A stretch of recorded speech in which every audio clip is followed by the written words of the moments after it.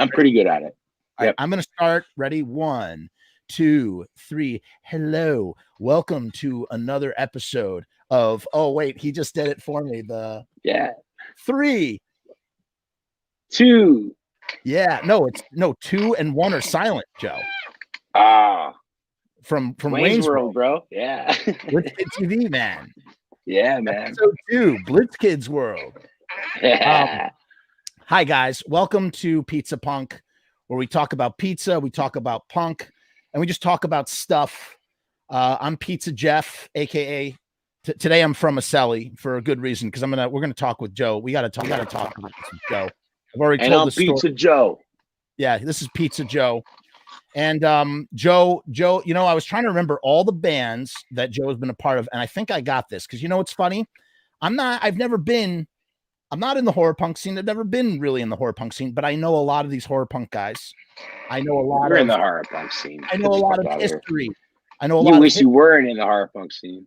Well, here's the thing. Okay, let me see if I can name all of, and I know a lot more of them because I like listening to Joe and Loki on Monday nights when I'm doing my 4-mile walk. I like to listen to Joe and Loki go at it. And now Joe is canceled. It's a shame. It's a real shame. You know, I got a spot on Fridays now. Oh, I got brought back. I haven't listened to the latest episode, so I didn't get to hear you guys resolve. Yeah, that. by the end, I worked into Fridays. Okay, cool. So Joe, you played in, ready for this? You played in a band called Dead by Dawn. You played in a band. Oh, you're gonna be all right at this. All right. You played in a band called Angelson. You played in Mr. Monster. You played in Gotham Road. You played in a band called I Hate the Color of Your Skin.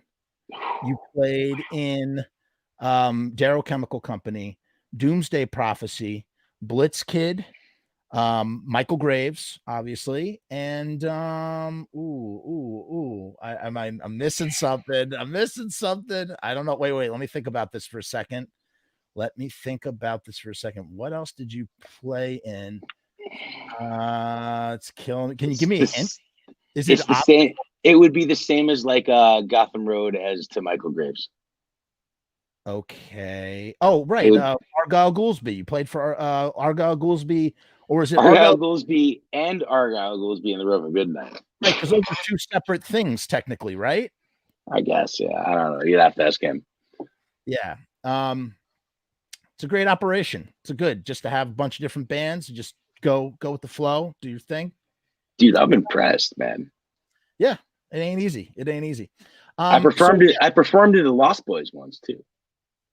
That's right. And so, and for those who are not familiar, for those who love that Misfits 95 history, the Lost Boys was Michael and Chud and Jason, and you came up and did guitar, or I was a guest. I wasn't a member of the Lost Boys.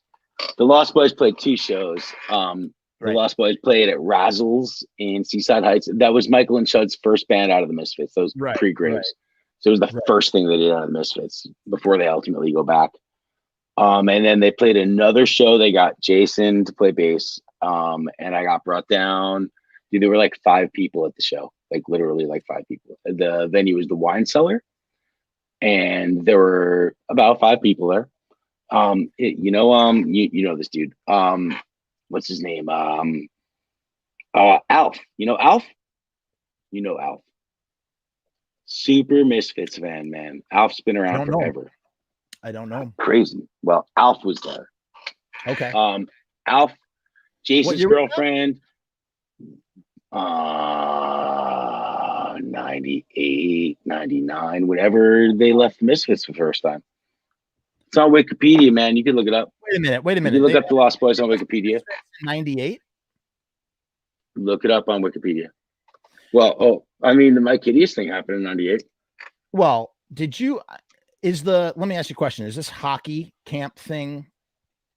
Well, that would be the Mike Hideous thing. Right, but Loki said it's not true. Loki said the hockey thing is not. A myth. Do you agree with it? No, it is a myth. That's the story, yeah. Right, so it's really a Jerry only power play, is the truth. No, I think we're man, I don't want to say this because I want to be wrong, but I believe what my knowledge of the story is that Michael had canceled 2 or 3 times a hockey excursion, a getaway, a camp of sort with his friend, and it had been canceled 2 times with his buddy, and he had blocked off the dates to do this hockey camp thing with his buddy.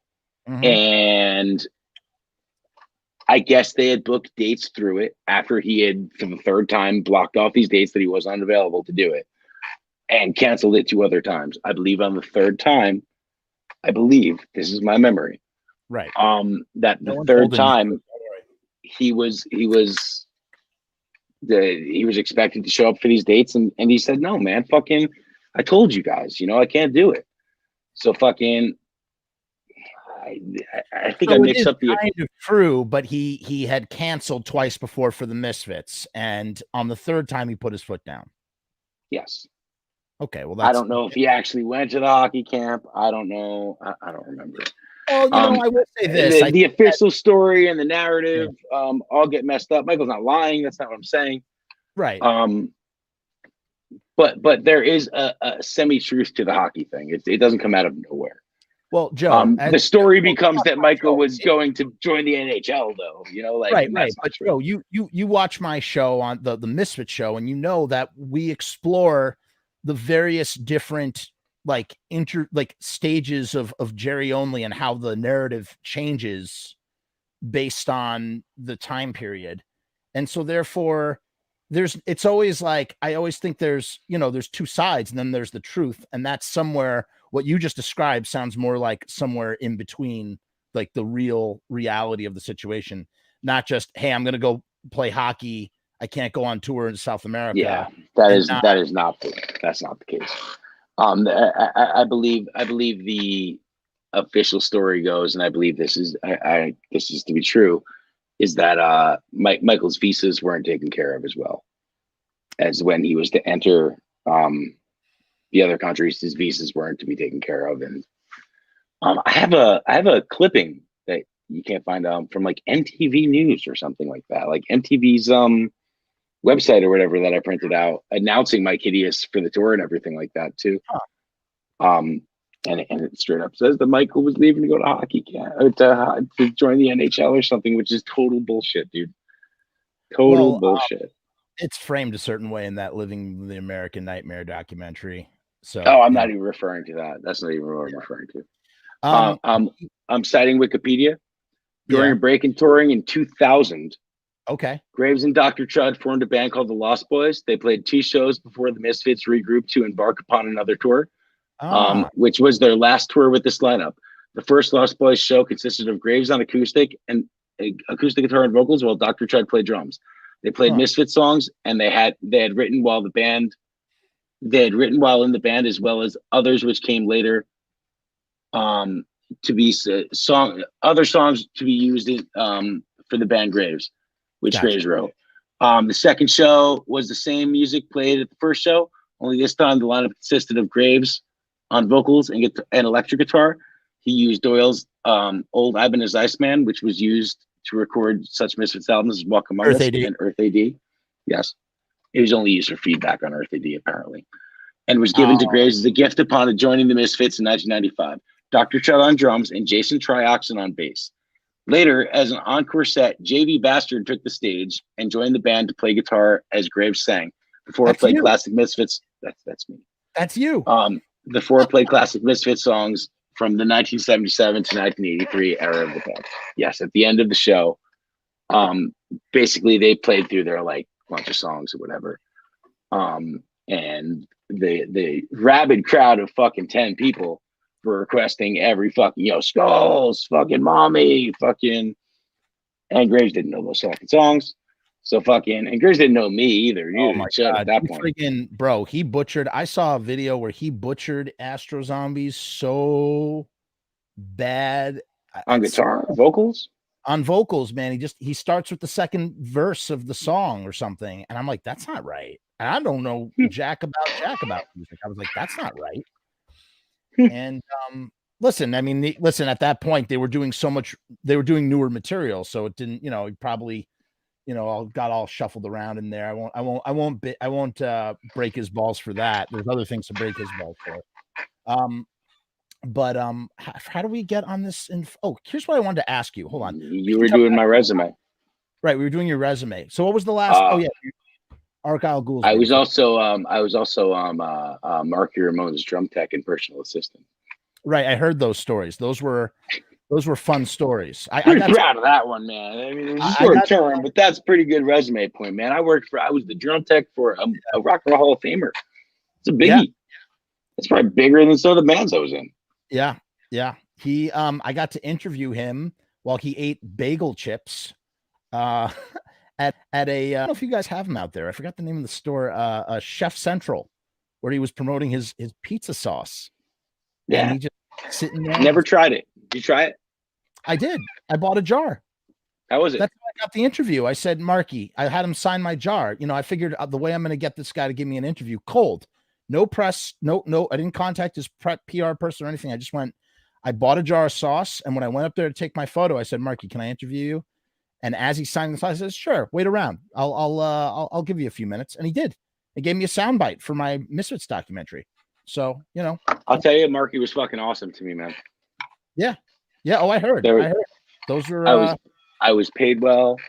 I was taken care of. The last day I worked for him, me, Michael, and Marky, I have a plane ticket. I'm so proud of it, man. If you would have told 15-year-old Joe that you would have had a document or had an experience like this, I would have shit my pants. But I have a plane ticket it says Mark, his last name, Michael Graves, and Joe Vasta. So me, a Misfit, and a fucking Ramone, man, on a fucking plane together, bro. So anyway, we're walking through the airport that day, leaving Mexico City, and Marky caught my eye catching massage like people in the airport. Right, he bought girl. Massage, right? He did, dude. He bought me a fucking massage, man. He paid the fucking lady extra good, totally give me a great massage, fucking right out of his pocket. Ramone's money, fucking give Joe a good massage. You cheated on your girlfriend. Yep. I remember your girlfriend. Joe, that's what I wanted to ask. Who was my girlfriend at the time? What, your human girlfriend or your time. You're talking about my Thurricane. Yeah, I'm talking about your Thurricane, bro. What are you talking about? I don't think I had the Thurricane yet, so that's not true. I don't think I had the Thurricane yet. Yeah, no, not yet. I don't think I had that until I didn't have let me introduce you to my girlfriend, and you pulled out the cane. Yeah. On the It's funny you remember that. Oh, of course, dude. I remember so much stuff. That's my road girlfriend, dude. Right. That's why I was saying your girlfriend. Not your actual girlfriend. Yeah. But here's my question, Joe. Have you stopped drinking Diet Coke? No. You still drinking Diet Coke? I'm concerned. I'm still drinking Diet Coke. I'm drinking it right now. Concerned. I agree with you. I'm a little concerned too. Let me ask you a question. Was that machine calibrated to your liking? Which one? The fountain soda machine? Which one? Well, did you get that Diet Coke from a fountain machine, from a fountain, or is that? No, this is from a bottle. It's from a bottle. Oh, I'm sorry, my mistake. Because I have a specific. Let me tell you though, I have a specific glass. Right, I've had this glass for years. It's a cheesy Halloween glass. It says "Rest in Peace." It glows in the dark. Nice. I will only drink soda out of this glass. It had me thinking. If I drink it out of a glass, if I drink it out of another plastic cup or another type of plastic, it tastes different. I don't like it. I bet that. I bet that's true. Do you prefer Diet Coke in a plastic bottle, or do you like the fountain version? It depends. Yeah, it depends. Like you said, man, how calibrated the machine is. What kind of ice you're talking about.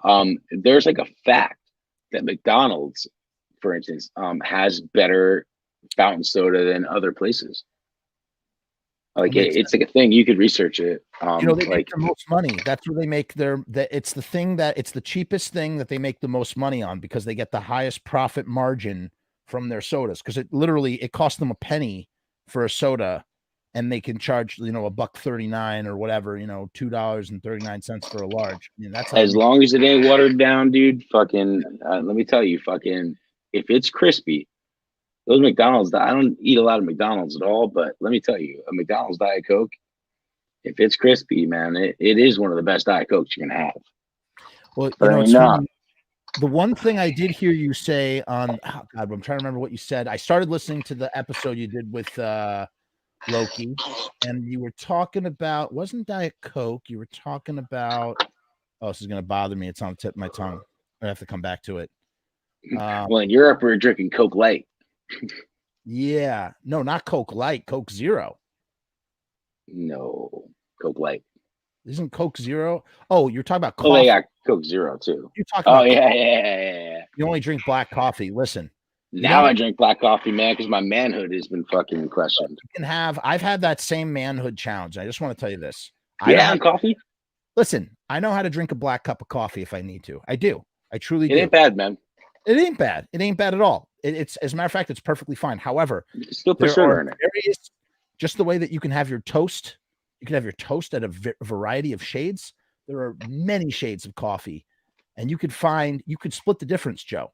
You could find, when no one's looking, when your girlfriend's not around, when no one's around, you can put a little sugar and a little milk in there, just enough to get it, chocolatey, like milk chocolatey. Let me tell you, the flavor. How much milk is a little? That's up to you. That's at your discretion, Joe. No one's got. How do you sneak that milk in there? Well, you don't have. Do you whisper it to the barista? I mean, oh, you're talking about if you're out in a spot. I'm talking, what, you're not brewing coffee at home? Oh yeah, but my girlfriend usually makes it. Oh, see, that's your problem. You gotta and it's an open, it's an open mug, dude. So I mean, she's gonna see if there's a little fucking cream in there, bro. You gotta work on that, man. That there's a way to have it and eat it too. It's too late. I think I was a French vanilla light and sweet guy. I'm Dunkin' Donuts man personally. Go to Dunkin' Donuts, French vanilla light and sweet. That was my thing. Now I'm fucking black. As a matter of fact, to be completely honest with you, my girl wasn't around for a little while. I did switch back to fucking French vanilla light and sweet. Yeah, you did. I did. It was a little bit because of simplicity. Because my mother drinks the same coffee as I used to. So it was like simplicity. I would just order 2 of those or whatever. But you know what, man? Spare for the fact that black coffee, here's the thing that sucks about getting black coffee when you get it at Dunkin' Donuts or something like that. It's fucking hot as balls, dude. Without the milk, you know what I'm saying? It takes you fucking 10 more minutes to be able to drink it because it's fucking piping hot. Yeah, I let it stand for a little bit. I have to. Well, when it's fucking light and I'm sorry. When it's light and sweet, you don't have to. When it's black, listen, you gotta let it sit. Can we get pizza out of the way? Let's get pizza out of the way because we have to talk about pizza punk. But I'm going to ask you the thesis question, and then from here on out, it's all downhill. Okay. Here's the question. The question is pizza punk? And if so, why is pizza punk? And pizza is absolutely punk. Why? Pizza is absolutely punk because it is the denomination. It is often the payment in which a band is paid for their services. From being a kid and playing in bands, dude, I was going on a tour when I was 17 years old in bands that we didn't have a lot of respect, man. Pizza was respect. You know what I'm saying? You're like, if you weren't going to get paid, or even if you were going to get paid, even when you do get paid handsomely to play a gig, pizza is often the denomination of your meal. Pizza is the hospitality in those instances. Right. Especially in the US when we were with Blitzkid. Do you remember the day we got to Moscow? Did you get a pizza in Moscow? I don't. The night we got there. I don't remember what I ate, dude. I remember you telling that to Loki. I don't remember. I remember, dude, you refreshed my mind when I listened to you talk about that. You were blowing me away because you refreshed my mind on so many things that I had kind of forgotten. I had a better pizza in Moscow than I've had in a lot of the United States. Yeah, you said that. And I don't remember anything about this pizza. I know I ate something. I don't remember what it was that they gave. Whatever they gave us, I ate. What we got in Moscow, albeit was seasoned a little funny. 8 slices, full-size pie, just like we get in New York or New Jersey. 8 slices, thin crust, arguably the same weight as a pizza that you'd get in New York and New Jersey. 8 slice, thin slice, standard, not short slices, not oversized, short pizza or anything like that. Standard, New Jersey, because I guess New York, you get the bigger slices sometimes. Do you remember what we ate at the club? No, I didn't eat it, bro. It was like some soup and some mystery something, dude. It was spaghetti. I remember eating dinner there and not eating it. I ate it. Yeah, you were very picky. It's like, dude, you like chicken fingers and French fries and pizza. I eat like the kids menu, dude. Yeah, that's what you like. That's what you always liked. You were just about. It's safe, dude. I'll take some chicken fingers. I'll take some French fries. You were a happy camper if you had those very simple foods. That's what you needed. Pizza, chicken, yeah, anything on the kids menu, man. Yeah, but then we went to Burger King. We go to Burger King, and they give us a burger that's this big, and I go like this. Then I go, okay, where's the rest of my food? Yeah, well, yes, the portions, the stereotypes of America, absolutely true. But there's something else to be said. There's something else to be said of Burger King, and that's that. All right, when we went to any other country, McDonald's would be consistent with home. You know, I'll be spare for a seasoning or so. You know, like there'd be a little funny taste or whatever. That was maybe regional. You know, consistent, right? Yeah. It was pretty consistent. Would you agree? Yeah. McDonald's, yes. Yeah. Burger King is a whole nother. It's a whole nother game, dude. Yeah. Burger King is nothing like in America. And let me tell you, I don't like Burger King in America. I haven't liked Burger King since the 90s. In the 90s, I love Burger King. Holy moly, they have an impossible. Let me tell you something. I know I can understand that. Sure. I know you don't care about this stuff, but for me, you know, I'm trying to eat less meat. So the fact that I have a burger that literally tastes like a hamburger, sure, that's huge. Then that's like great because I don't want to stop. That's huge. Yeah, I don't want to stop eating a hamburger. That's huge, like, if that's your game, bro. But what I'm saying is, yeah, go ahead. Burger King outside of America ain't like Burger King in America. It is a different game, dude. It is. Everything about it is different, bro. Their chicken sandwiches is like it's a completely different game. Completely different game. The breading is entirely different. It's nothing like it. It's like more like a panko breading. Yeah. It's it's completely. It's not even comparable. And I preferred it. So to me, someone who doesn't eat Burger King and someone who doesn't prefer, I didn't prefer McDonald's or Burger King. I don't like either of them. When you're in another country and shit gets it gets real weird, man. I mean, like, yes, McDonald's is more familiar than mystery chicken soup and beef, you know. Let me ask you a question, Joe. Did something just happen with your audio? Burger King. It's amazing. It was incredible. I wish I could get Burger King. I preferred McDonald's to Burger King before I went to Europe. Wait, Joe. Burger King is fantastic. Joe, something's wrong with your sound, your audio. You don't hear me? It's like you're coming in real garbled. I don't know what did one of your mics die on the thing? Hold on. I'm not going to cut this out, by the way. It's not a big deal. There we go. I was like, can I tolerate this for a little while? I don't think there we go. You know what it is? I'm not an Apple guy. I'm not an AirPods guy. If they went off, I apologize. You know what it is, man, is that I don't like these AirPods. I got them as a gift. I appreciate them as a gift. They were a gift that I appreciate. I understand that they're a generous gift. But as a consumer and as a haver of long hair, let me tell you, the AirPods kind of suck, bro. That's why you need these, Joe. Look. What you got? These are Bluetooth. They're $20. They're Bluetooth, and they have a magnetic. See that? They magnetize. So what I do is look at this. I got a necklace. Oh, it's time to get on a call. Time to do this. Boom. Oh, I'm not using it. Magnetized. Stays on my neck like a necklace. Are you an iPhone or a Samsung guy? Oh, I'm a Samsung guy, 100%. Me too. Me always. I've never messed with that. This works with both, but this is my jam. Let me ask you: when you pull them apart, do they connect? What do you mean? I mean, like when you pull them apart, do you have to like Bluetooth connect headphones? Oh no, they're not Bluetooth or cable. They stay connected. You just connect them to your phone, and then they stay connected as long as you have them connected. So does it drain your battery? 20 hours, bro. It's like I can listen to these. I can listen to music for 20 hours, no problem. I love these things. I love them. I never lose them either. Listen, I wasn't stoked about the AirPods to begin with because, like, I mean, quality of music right off the bat, man. Wireless headphones, you're never going to get as good sound quality. Joe, one time I left these in the wash. My wife washed them, and I was like, "Oh my god, I'm going to have to get new earbuds." They come out of this very model comes out of the wash. I'm getting ready to order new ones on Amazon. Still works perfectly fine. No Bro, problem. you know what? Today it rained, right? Yeah. Check this out.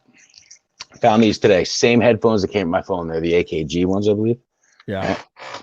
Okay. You can't see them. Whatever. Yo, this is the end of them. You can't see it. It's a Type-C. Yeah. USB-C at the end of headphones, bro. That's I guess annoying. this is, bro. I guess this has to be for the new non-headphone jack.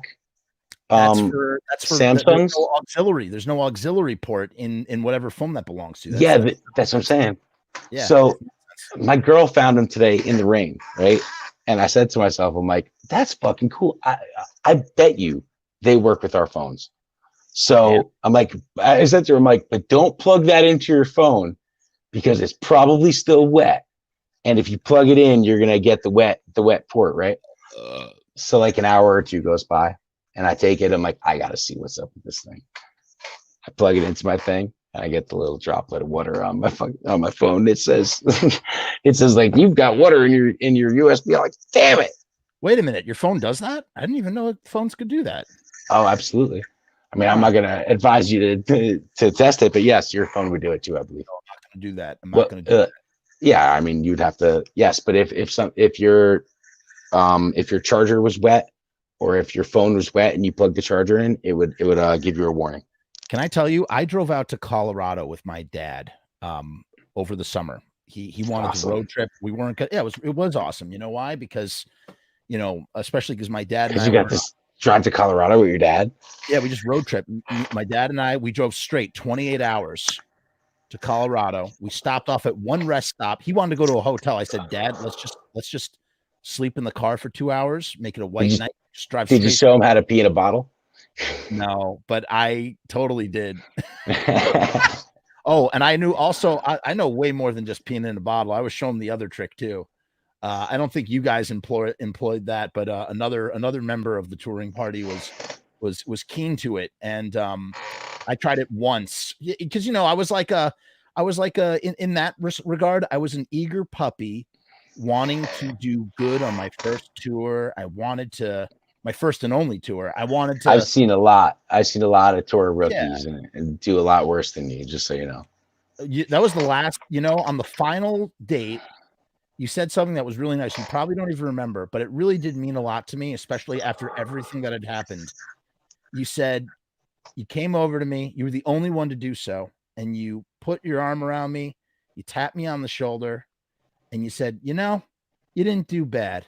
You did pretty good for your first tour, which may sound like nothing, but like for someone like you or whoever, it was that was the most validation I was going to get. And you know what? It meant a lot. It truly meant a lot. Oh, I'm sorry. I apologize. Oh my God, what happened to Joe? I'm on a cable, so if I move my head weird, sorry. No, you're cool. But no, it was really nice. Oh my God, Joe. Jesus Christ. Oh my God, that's three times. I hope charge up those pods just in case. I'm charging them right now. Yeah, I have a straight line here too. There's no reason that should be pulling. But I gotta tell you, excuse me. That really meant a lot because it was tough to finish that tour. Got through the end of that tour, stayed. Was it at the end of America or Europe? Oh, the end of Europe. It was our final date. Hey man, that was my first European tour too, man. Yeah, well, that was Chris. That was Chris's last tour date. Rest in peace. Ever. Rest in peace. Dude, he was a moron, bro. How crazy is that? You know how much he impressed me based on that, dude? And he wasn't fronting either, dude. He was a moron, bro. Again? No, I missed everything you just said. Say it one more time. Chris was a moron, brother. What's a moron, brother? No effects, man. Wait, what? Dude, the song Moron Brothers by NoFX. You know that I don't know NoFX like you do. I didn't know that. So I do like grew up. He grew up with the NoFX dudes. Like he grew up in their scene, and so yeah, dude. They wrote a song. He would tell us, yeah, dude. There's he was a moron brother. Chris knew a lot about a lot of things. He would tell us what. By the way, for those who are not familiar, we're talking about Chris, the tour manager for the European leg of the final Blitzkid Return to the Living tour. He was an expat that was living in Prague, Czech Republic. He a punk rock, seasoned punk rocker to the day he died. What was his last name? I'm trying to remember what his last name is. Schaefer, Chris Schaefer. He was one of those dudes who, like, when Bush got elected for, initially Bush Jr. for his first, maybe second term, that he actually left. Yeah, he put his money where that's how punk he was. He was like, I'm not. He was SoCal his whole life. Yep. He was an LA dude, SoCal. Remember that? He had the first Eric Cartman tattoo. Apparently the first Eric Cartman tattoo. He had I may be mixing this up, or maybe he was one or the other, or maybe he was both, and excuse me if I'm wrong. There's a NoFX song called The Moron Brothers, and there's also a NoFX song called The Bruise. Yeah. From what I understood, the Moron Brothers, or the Bruise, or maybe both, were a gentleman's a social club, or a drinking club. Oh, okay.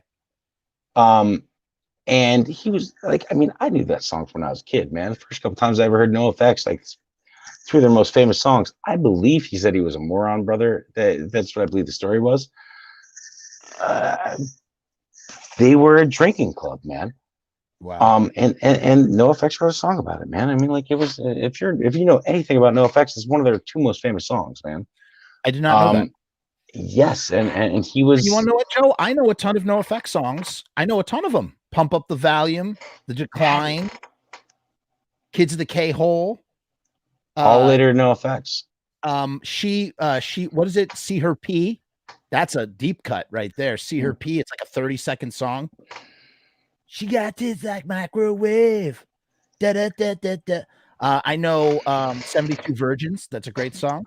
That is a great song. That's way later NoFX. Great song though. Great reference. But that's what I'm saying. Like, I know NoFX, but I'm not a fan of NoFX, even though I know a bunch of their stuff. Really? I'm surprised, man. I'm not a fan. I just there's a lot of things that I could imagine would tie you to NoFX, to being a NoFX fan. I have nothing but respect for them. And you know what? You were the guy who showed me the backstage pass when we were at Marco's Backstage house. Passport, dude. Yeah, man. That was right. Backstage Passport. That was so much fun to watch. I enjoyed that thoroughly. And you know what I like about Fat Mike? I like that he's a transvestite. I think that's like, I don't think there's anything than that. You know what they're like, why do you wear women's clothes? He's like, because they feel comfortable. He just doesn't care. He just doesn't care what anybody thinks. No, not even a little bit. Huh? Not even a little bit. I saw him at Riot Fest Chicago signing his book. There were people in line signing his book right before the Misfits went on, same day. He was just at some tent. I didn't even know. I don't think NoFX was even playing. Maybe they were. There's such like man. Around. Like, you go back to White Trash, Two Heaves, and a Bean. Like, dude, there's, man, I can't believe that you're not. I've never listened to that album. If you think that might be crazy. Oh, we all threw logs in the fire and burnt off all our limbs, and now we have stumps or something. That song from Punkorama 3, great song. You know that song? Dude, come on. What about what's the matter with my parents today? Mom and Dad, I think you ought to quit smoking so much pot and hanging with my friends. What's that from? How is it that I'm the NoFX fan and you're not, and you're calling all these NoFX songs that I don't know? What's going on here? You know what I loved about that song? Because he's talking about how his mom is playing his Misfits records. It's so great.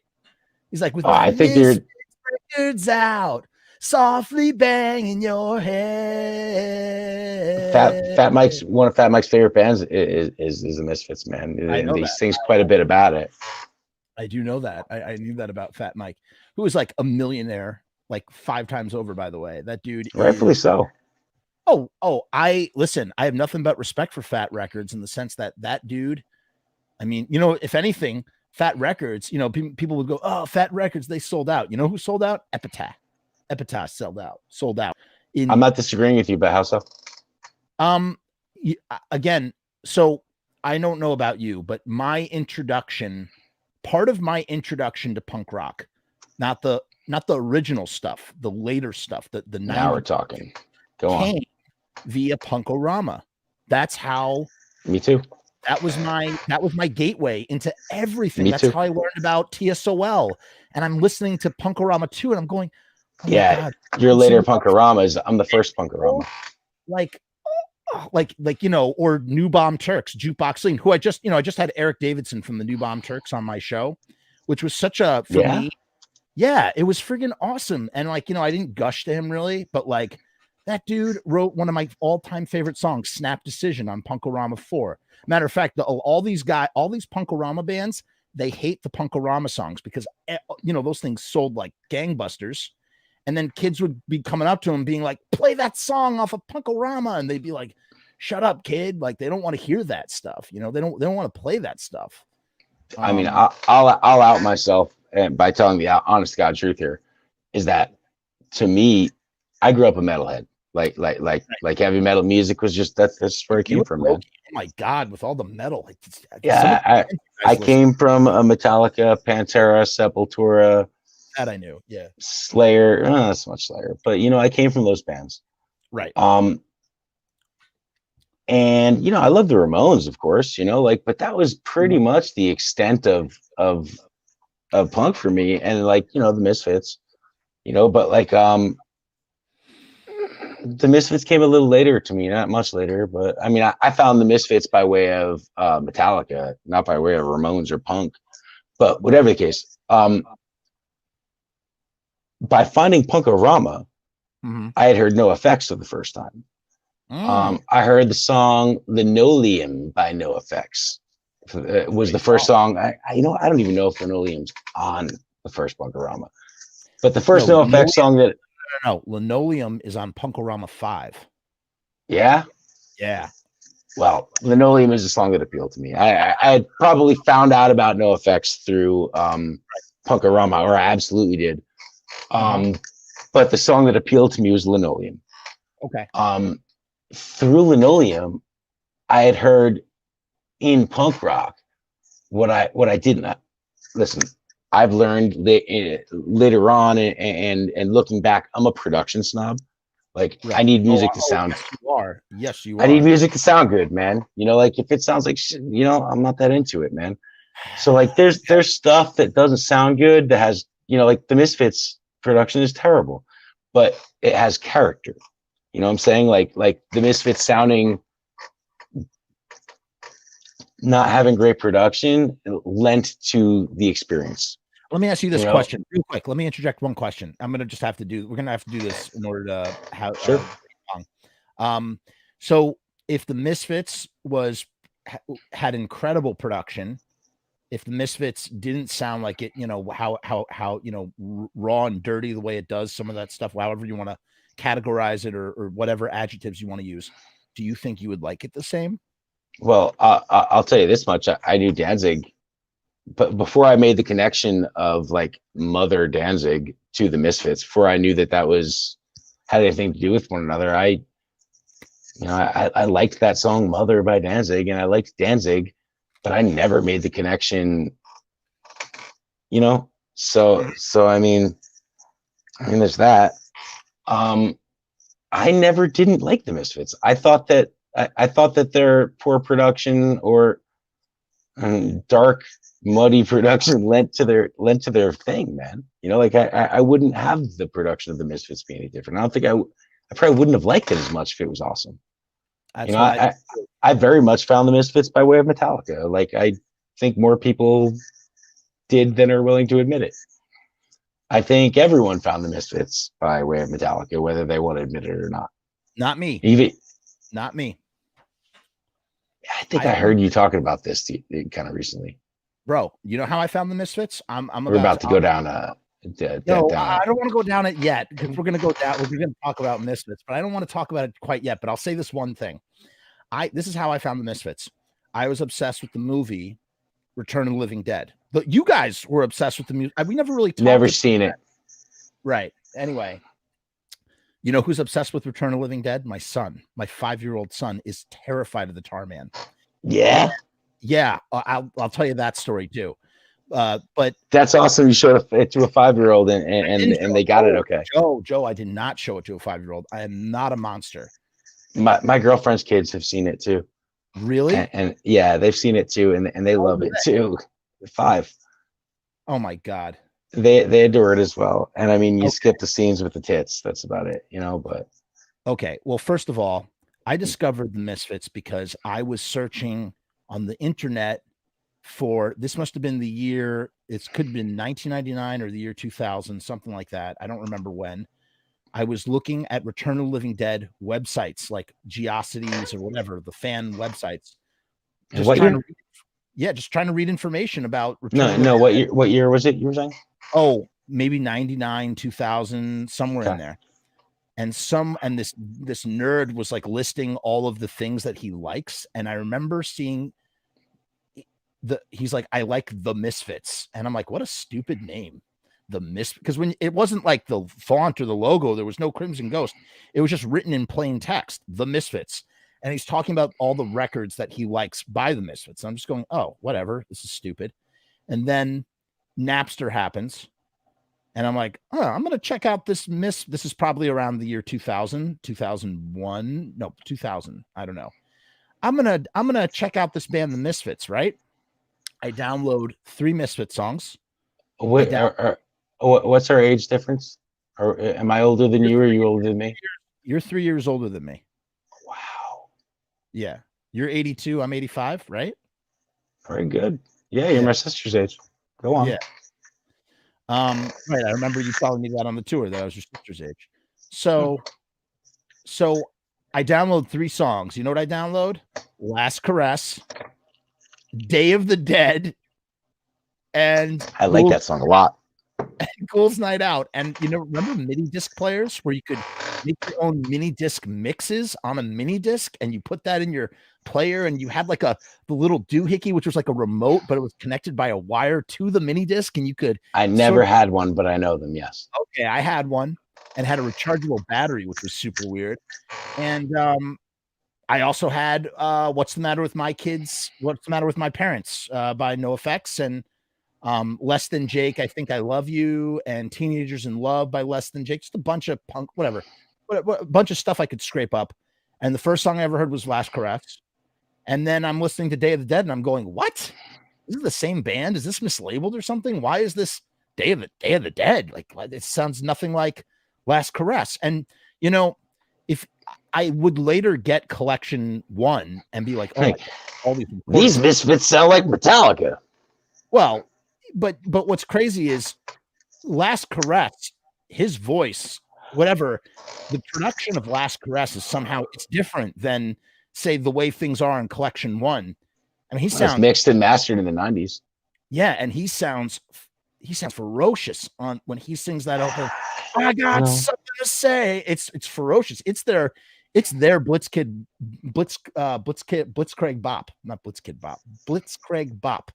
That's their Blitzkrieg Bop. And I think some of the chords, musician, tell me if I'm right or wrong, some of the chords are similar, or the grouping of chords are similar, to the point where someone, I don't know why someone hasn't done Last Caress Blitzkrieg Bop.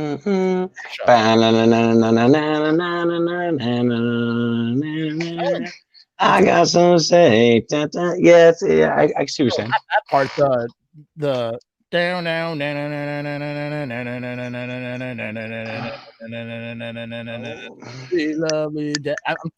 the intros are the same. I believe they're the same notes. It might be B and C, or it might be both B, but yeah, they're the same.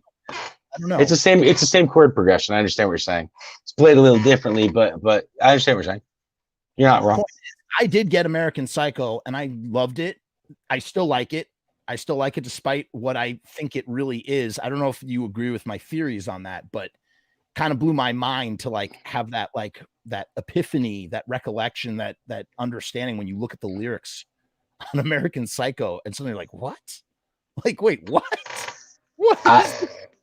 I have an interesting perspective on it. I got into the my misfit. You're getting into my misfit story here. You really want me to do this? All right, go for it. And we'll circle around. I didn't even tell you Epitaph is sold are sellouts. I'm sorry, what? I didn't even tell you why Epitaphs are. Yeah. Why are Epitaph sellouts? It super quick in a nutshell, so you can do your misfit story super quick. The Punkaramas started to change. They started to sign screamo bands and emo bands and all these bands. Remember, in the early 2000s, all of a sudden, all it was no longer about punk, man. It was or whatever, the third wave revival of punk. It was well, punk got really whack real quick around that time too, dude. Oh, it was as soon as I mean, I'm sure for you it was whack when it started, dude. I mean, because even those couple of years, man. As soon as emo came in, I was out, dude. As soon as the haircuts started, this Devil Lock started going sideways, I was out, dude. I was out. I had nothing to do with it. It was like emasculated. It was already weird enough for me being a metalhead to get into punk. Let me ask you this question, Joe, before you tell your misfit story. I asked it to Loki. I want to hear what you have to say. Was Lars and James and Kirk and all them, were they right? Were they right in the year 2001? The Napster thing? Yeah, absolutely. They didn't know that they were right then. They couldn't have known that they were right then. Yes, but what they were fighting for, absolutely. How could anyone disagree with that? The music at the time, people were like, they called it as it was happening. They couldn't have had the foresight to have predicted or known what would happen. But absolutely, they were right. Could you imagine if they? Listen, what's never said and what's never spoken of that. Metallica is very vilified for that. Metallica was right. Lars Ulrich was the wrong spokesperson for that whole thing. Right. He was the epitome of rock star. He's Lars Ulrich, dude. He's not the dude to be the forefront of that movement. Was he right? Yes. But Metallica were the biggest band of the world, dude. So for them the richest, biggest band of the time to say that, to go after their fans or say that, I mean, the narrative becomes that they weren't getting paid, but that's not what they were saying. That's what the narrative is. What they were really getting at is their presentation. Yeah. Is that whole thing stemmed from the Mission Impossible song. I think it was called "I Disappear." Really? One of their songs leaked, and it was an early mixer master of it. And Metallica didn't want that song out, and it leaked. And it was probably the first major leak of a major band. Metallica's right as an artist that you should have the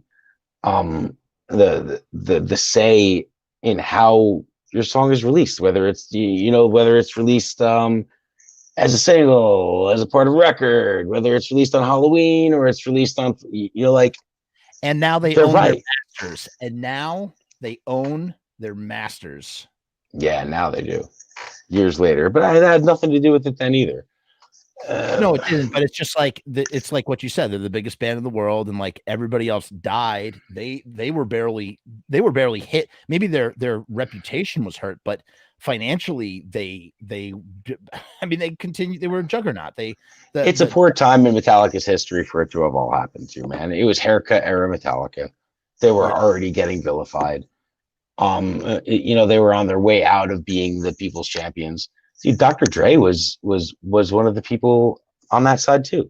Yeah, in history, you don't hear that, No. There was another rap band as well. Metallica wasn't the only band. What Metallica, listen, I'll give you both sides, is that what Metallica was saying as an artist, from an artist standpoint, is absolutely so. Do I think that Lars had the foresight? I mean, to some degree, I guess he did have the foresight to say that if this keeps happening, this is what will happen. Right. But could he have really known that? No.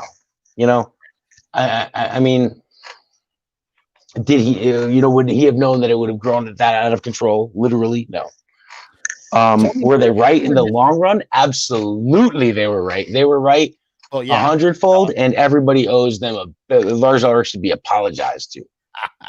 Like straight up, dude. He was like Nostradamus, bro. Nostradamus Ulrich.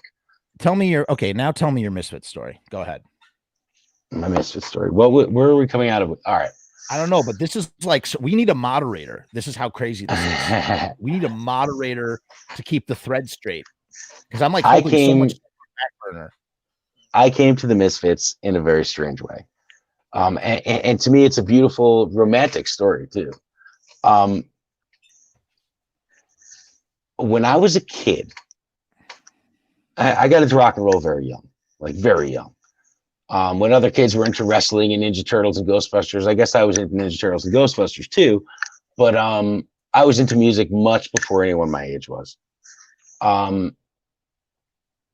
Rock and roll was my thing, dude. So the adults around me would show me bands that were appropriate enough for me to hear. And a lot was held back from me because, of my age, and a lot of the music I was interested in was vulgar for a kid. Right. One of the things I was shown when a lot of music was being held back from me, and I was constantly taking adults' tapes and CDs and getting my hands on stuff. My aunt gave me a cassette tape of her high school friend's band. And to me, it meant nothing. It was a cassette tape that was pink, and it had what I know now to be the Fiend Club logo or the Crimson Ghost skull on it. It had, I don't know how many songs. It was like a mixtape, right? I had heard these songs. I had thought nothing of them. I just recognized the cover. I don't even remembering the songs too much, to be honest with you. Years go by. I get into high school, and I'm getting, I'm pretty versed in my Metallicas, my Panteras, my Led Zeppelins, my Black Sabbaths. I'm pretty down the metal path or the hard rock path. Right. When I get to high school and I start meeting other kids who like rock and roll music and like punk rock or all the things I'm learning about and experiencing, I start seeing the Crimson Ghost on T-shirts and the Misfits logo, whatever. The Crimson Ghost was more familiar to me than even the name the Misfits or the word the Misfits. So in finding my fitting in all of this, I was not the coolest kid, the coolest rock and roll kid at first when I came into junior high school. There were some other kids who later become my best friends in the world. Still my best friends to this day. But they had older brothers and older sisters, and so they were cued to bands like the Misfits, like Marilyn Manson, like Danzig, a step ahead of me, or so I thought. So with that said, me looking at these shirts and like, I wasn't cool, man, because I didn't like the Misfits, or I didn't know who this was, or I didn't know who that was, or the more I thought about it, I was like, man, I know that skull from somewhere. And I ultimately find my aunt's tape. And I'm like, I've had this for years, man. My aunt went to high school with these guys. My aunt graduated. I'm lying. It's not my aunt.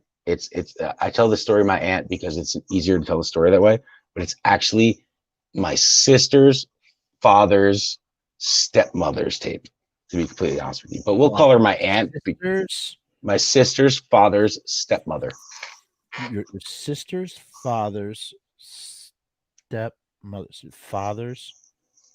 So me and my sister have separate fathers. Right. No, I get that. But so it's her step grandmother. No, it's my sister's father's stepmother. So not my mother. It's my sister's father's next wife. Oh, okay. Okay. So then you're saying that wrong. You're making it sound like. Oh, that's right. Sister's father's stepmother. No, you're making it sound like the dad. Oh, I got you what you're saying. Okay. It's my sister's stepmother. I understand what you're saying. You're right. It's just easier to say my aunt, and I've always told the story of my aunt, but it's really not my aunt. I think that there's nothing wrong with calling it your aunt, and you don't even need to clarify that, especially. I'm just trying to tell the truth. Yeah. Go ahead. So as I started to put this together, I recognized that skull, and I bring that tape to school, and I'm like, I know the damn Misfits, and I know the Misfits from Metallica, and I know everything about Metallica. So I started earning some stripes at school because of Metallica and everything like that. And I remember I beat the elder kids who I wasn't cool with in a Metallica quiz, and that's really what got me cool. But basically, no one believed that I got this tape from my aunt or that my aunt had this connection to the band. Right. This is 95, 96, 94, 95, 96, 95, 96. Mm-hmm. Kurt Cobain was definitely dead. And so I had to prove it somehow. So I went back, and I think I couldn't find the tape at the time or something like that, or what was the tape going to prove anything? So I went, and this is going to tie into your podcast from the other day. It's going to tie into your Misfits Eve Alive. I went to my aunt, and I was like, I got to prove I know the Misfits, man. Give me something. So she gives me her Lodi 1982 yearbook. And she tells me, as a matter of fact, all right, her sister went to prom with Eerie Von. She didn't go to prom with Eerie Von. Her sister did. That's hilarious. And I've totally corroborated this with Eerie, by the way. It's totally true. Right. Like years later, I corroborated it with Eerie. In the yearbook, it signed Eric Stellman and everything like that. Like she was friends with Eerie and everything. At least his signature was in the book.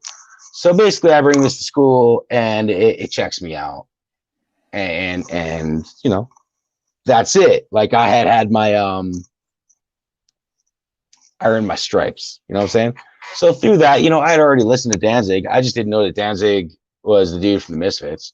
I didn't know that yet. So once I started to hear it all, and I was familiar with the music, I did like the Misfits. I just didn't really know that band was these songs and Metallica, and so I did like this stuff. And the more I was around it, and when I made these new friends, I became more familiar with it. In the background, I'm from northern New Jersey. Just as I get into the Misfits, and they become one of my favorite bands. All my friends are into them, and it really rubbed off on me, man. I really did grow to love the Misfits. So I get into this band. They're like the new Cat's Pajamas, but my favorite new band, my new favorite band, broke up, and I'm never going to see them live, and I'm never going to, that's it. What fun was that? Just as that happened, 97 rolls around, 98 or 95 rather, 95. And right in my backyard, dude. I grew up in Westwood, New Jersey. Yeah. I got friends in Dumont. I got friends so at Tice's farm, when the Misfits did one of their first couple signings, Chiller Theaters, all on my radar. I've been in Chiller Theater years before that. Yeah. All this stuff was on my radar. Action Park. It was yeah. So all of a sudden, the Misfits were back together, and they had a singer from Dumont, which is I got friends in Dumont, and it was very exciting, dude. So to me, I was there right at it. It was you never believe that this band I just got into a year ago is now getting back together, and they have a singer who lives over here.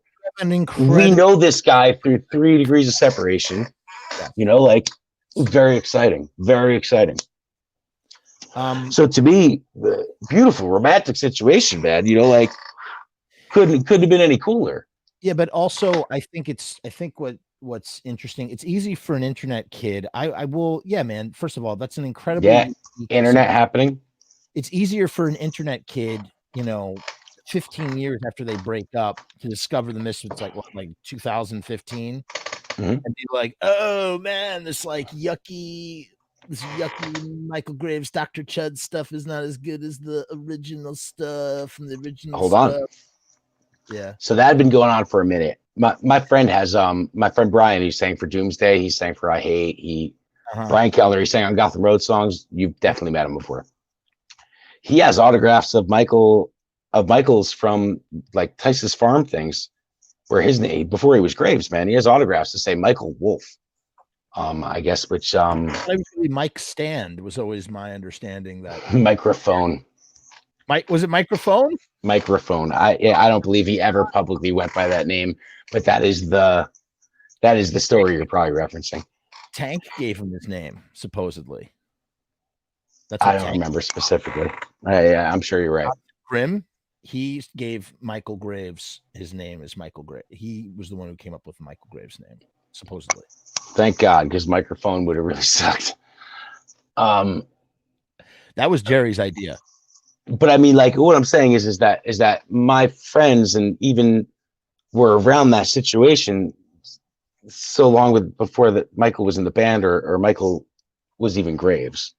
You know what I'm saying? Like and also I had recently just met Jason and those guys and that the guys in the band, Jason's band was Angel Sin, and the drummer of Angel Sin was the singer of Angel Sin was the drummer of Empire Hideous. So we had the Mike Hideous connection to that whole thing. And he was around through the auditions, through everything like that. Right. You know, so we had, it was right on the, Mike, it was right in our backyard.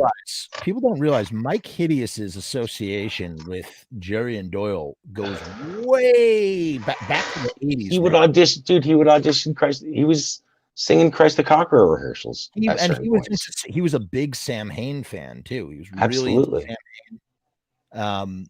I don't think he ever saw the original Misfits live, but I do believe he saw Sam Hain. Yeah, he's super into Sam Hain. Used to make his own Sam Hain shirts and stuff. And when I spoke to him for my documentary, that's really what we talked about. We didn't talk about when he sang in '98. That had nothing to do with anything. I don't think it came up in conversation. They had known him, like he was in with Jerry and Doyle. But sorry again. I hit my cable. Oh my God, Joe, where are you? I'm okay. Joe, I'm okay. There he is. Okay, good. Sorry. He was around in the Christ the Conqueror days, man. Right. I mean, like he was Mike was there when no one else was really paying attention. Another way of our connection to the Misfits. Christ the Conqueror pictures. Well, here's our other connection to the Misfits. There's a story. Yes, I have. There's a story. The way we met Jason and Ralph from the band Angel Sin or Empire Hideous was through a store called Music Man. I want to say Elmwood Park or Frumess on Route 4. It's right next to the movie theater on Route 4. Okay. There was a little rock shop there, man, and it was the only place that you can get Misfits, Marilyn Manson, Metallica shirts, bootlegs, dude, like $30 bootlegs in those days. Only place you can get that stuff. Yeah. The guy who ran the store, his name was Luke.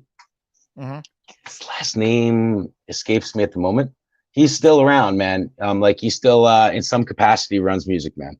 And I seen him in the last 2-3 years, man. I bought some things off him. It was a rock shop that sold bootlegs, man. Lou was the manager of Christ the Conqueror. Oh, really? So out of Music Man, wait. Pause. He was the manager during the time when they were being like courted by major labels and stuff. I didn't know that they were courted by major labels, man. If they were, you're telling me. Yo, Christ the Conqueror, they were, I forget the name of the record label. They had major label. There was a label involved, and Jerry put the kibosh on it. He didn't want to do it, but they were in talk or contract or talking about contracts and might have signed with a CBS Records, maybe. I just remember that they would always the big story would be that they would bitch that Metallica ripped Wherever I May Roam from them. They were really butthurt about it. Right, which is pure metal. And again, what's funny is I don't know which, I've never really listened Pure that much. bullshit, dude. Is what it really is. Whatever. But let me ask you a question. How many songs DNA, how many of the American Psycho songs have Christ the Conqueror DNA in them? Everyone that Jerry and Doyle wrote. Okay, so I could draw a lot. We could go through every track on the record. I could tell you right now. It's so then, cut and dry.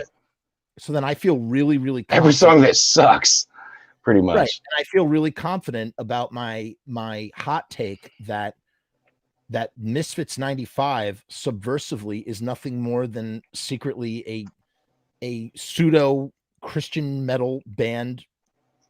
It's Christ the Conqueror. I heard what you were saying on that shit, man. You could certainly look into those lyrics and take that from it. Resurrection, yes. Like this, you don't understand. Absolutely. Joe. Absolutely. You're right. Joe, I was listening to these songs when I was 15. There's an underlying Jesus message in it. I agree. And again, nothing against Jesus. No, I just always have to put that disclaimer. I'm not no problem with that. But it just reframed how I saw those songs that I had been listening to since I was a teenager, which blew my mind. It didn't reframe nothing, man. I always saw it that way. Well, you had Joe, you had a way different experience than I did. Of course you saw them that way because you knew Michael, and you knew about Michael, and Michael. That has nothing to do with Michael.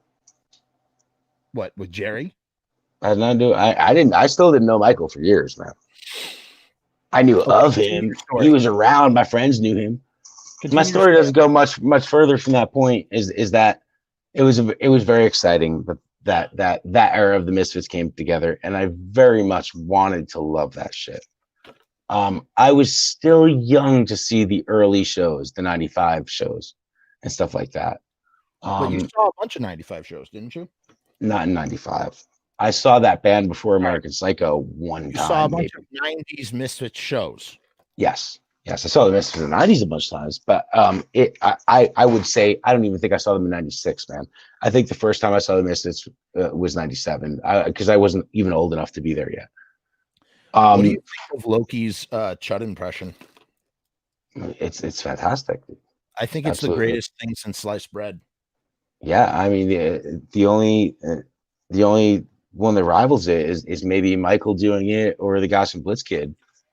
The guys from Blitzkid may be a little fresher than Michael.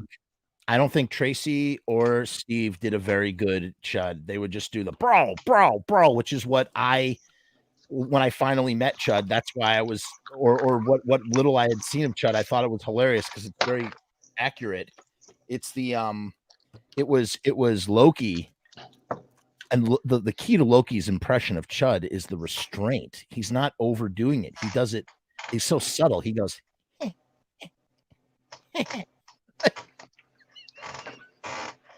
it just makes me laugh. I just think it's so wonderful. Yeah, it is damn good.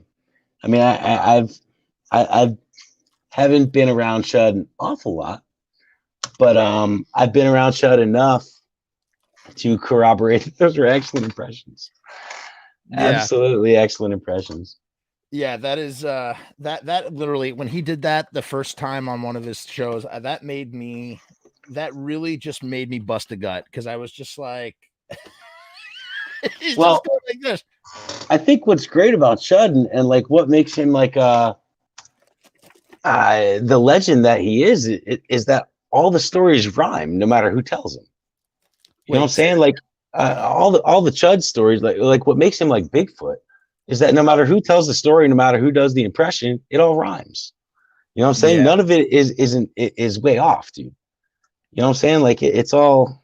Well, it's funny because someone sent me an interview after I did my episode. I accused Chud, or I not accused, but I made mention that Chud, for whatever reason, doesn't do interviews. And I thought there were a couple reasons why I think he doesn't do interviews. But then someone who had seen that episode sent me an interview with Chud that it's on YouTube. Go and search it. And is it at a convention? It's at a convention. This is one of the only ones. Yeah, it's very Chud's short. Hair is all messed up in his face, and he's just going like this.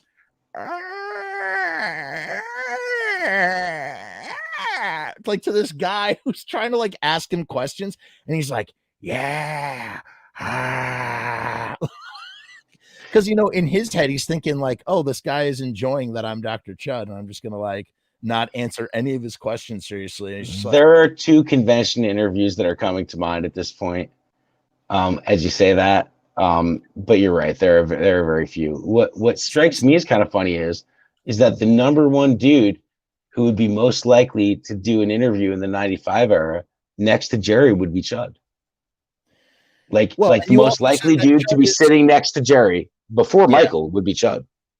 But what's funny? And not that he said anything. Listen, I would totally play it right now if I could find the message. I would play it right now if I didn't think that Chud or one of his underlings would watch this and then flag it for copyright of some kind. I would totally play it right now. I hope Chud doesn't have that much time, man. Oh, he most certainly does. But last time I hung with him, man, we had a really good time actually, man. But I actually enjoyed my hang with Chud last time. Well, I will tell you. And to be fair, I don't think that Chud if I've hung with Chud a dozen times, I don't think from one time to the next he ever remembered me or knew who I was. You want to know something? I don't think he associates me as JV Bastard, the dude that I played with. He played with the Lost Boys, that played in Mr. Monster, that played in Gotham Road, that is Michael Graves' band, that was in Blitzkid, that helped him Ghouls Night Out. I don't think he associates any. I think I'm a new dude every time.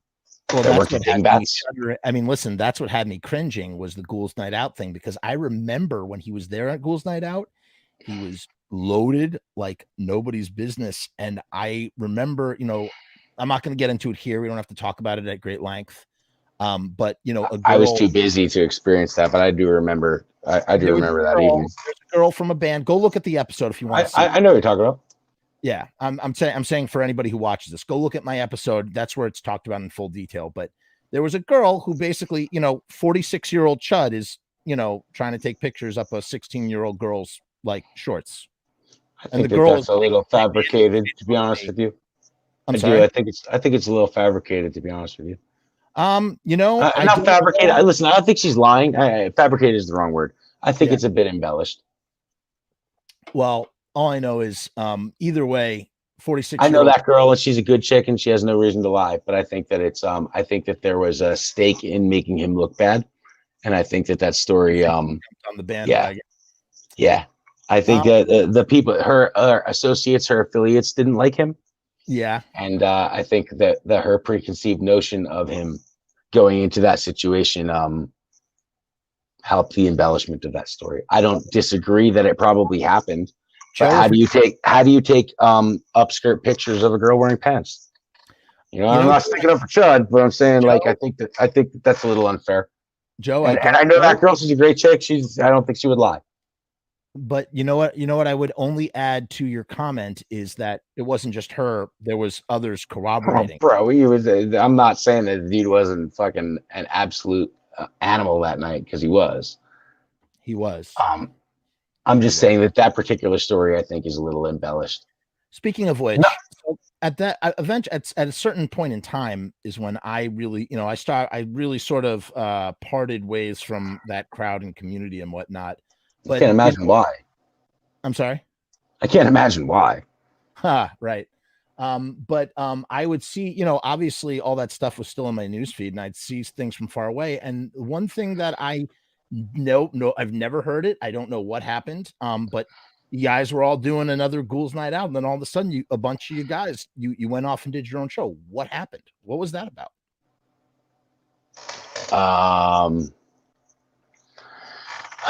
The 2012 Ghouls Night Out happened. 2013 was in North Carolina. Okay.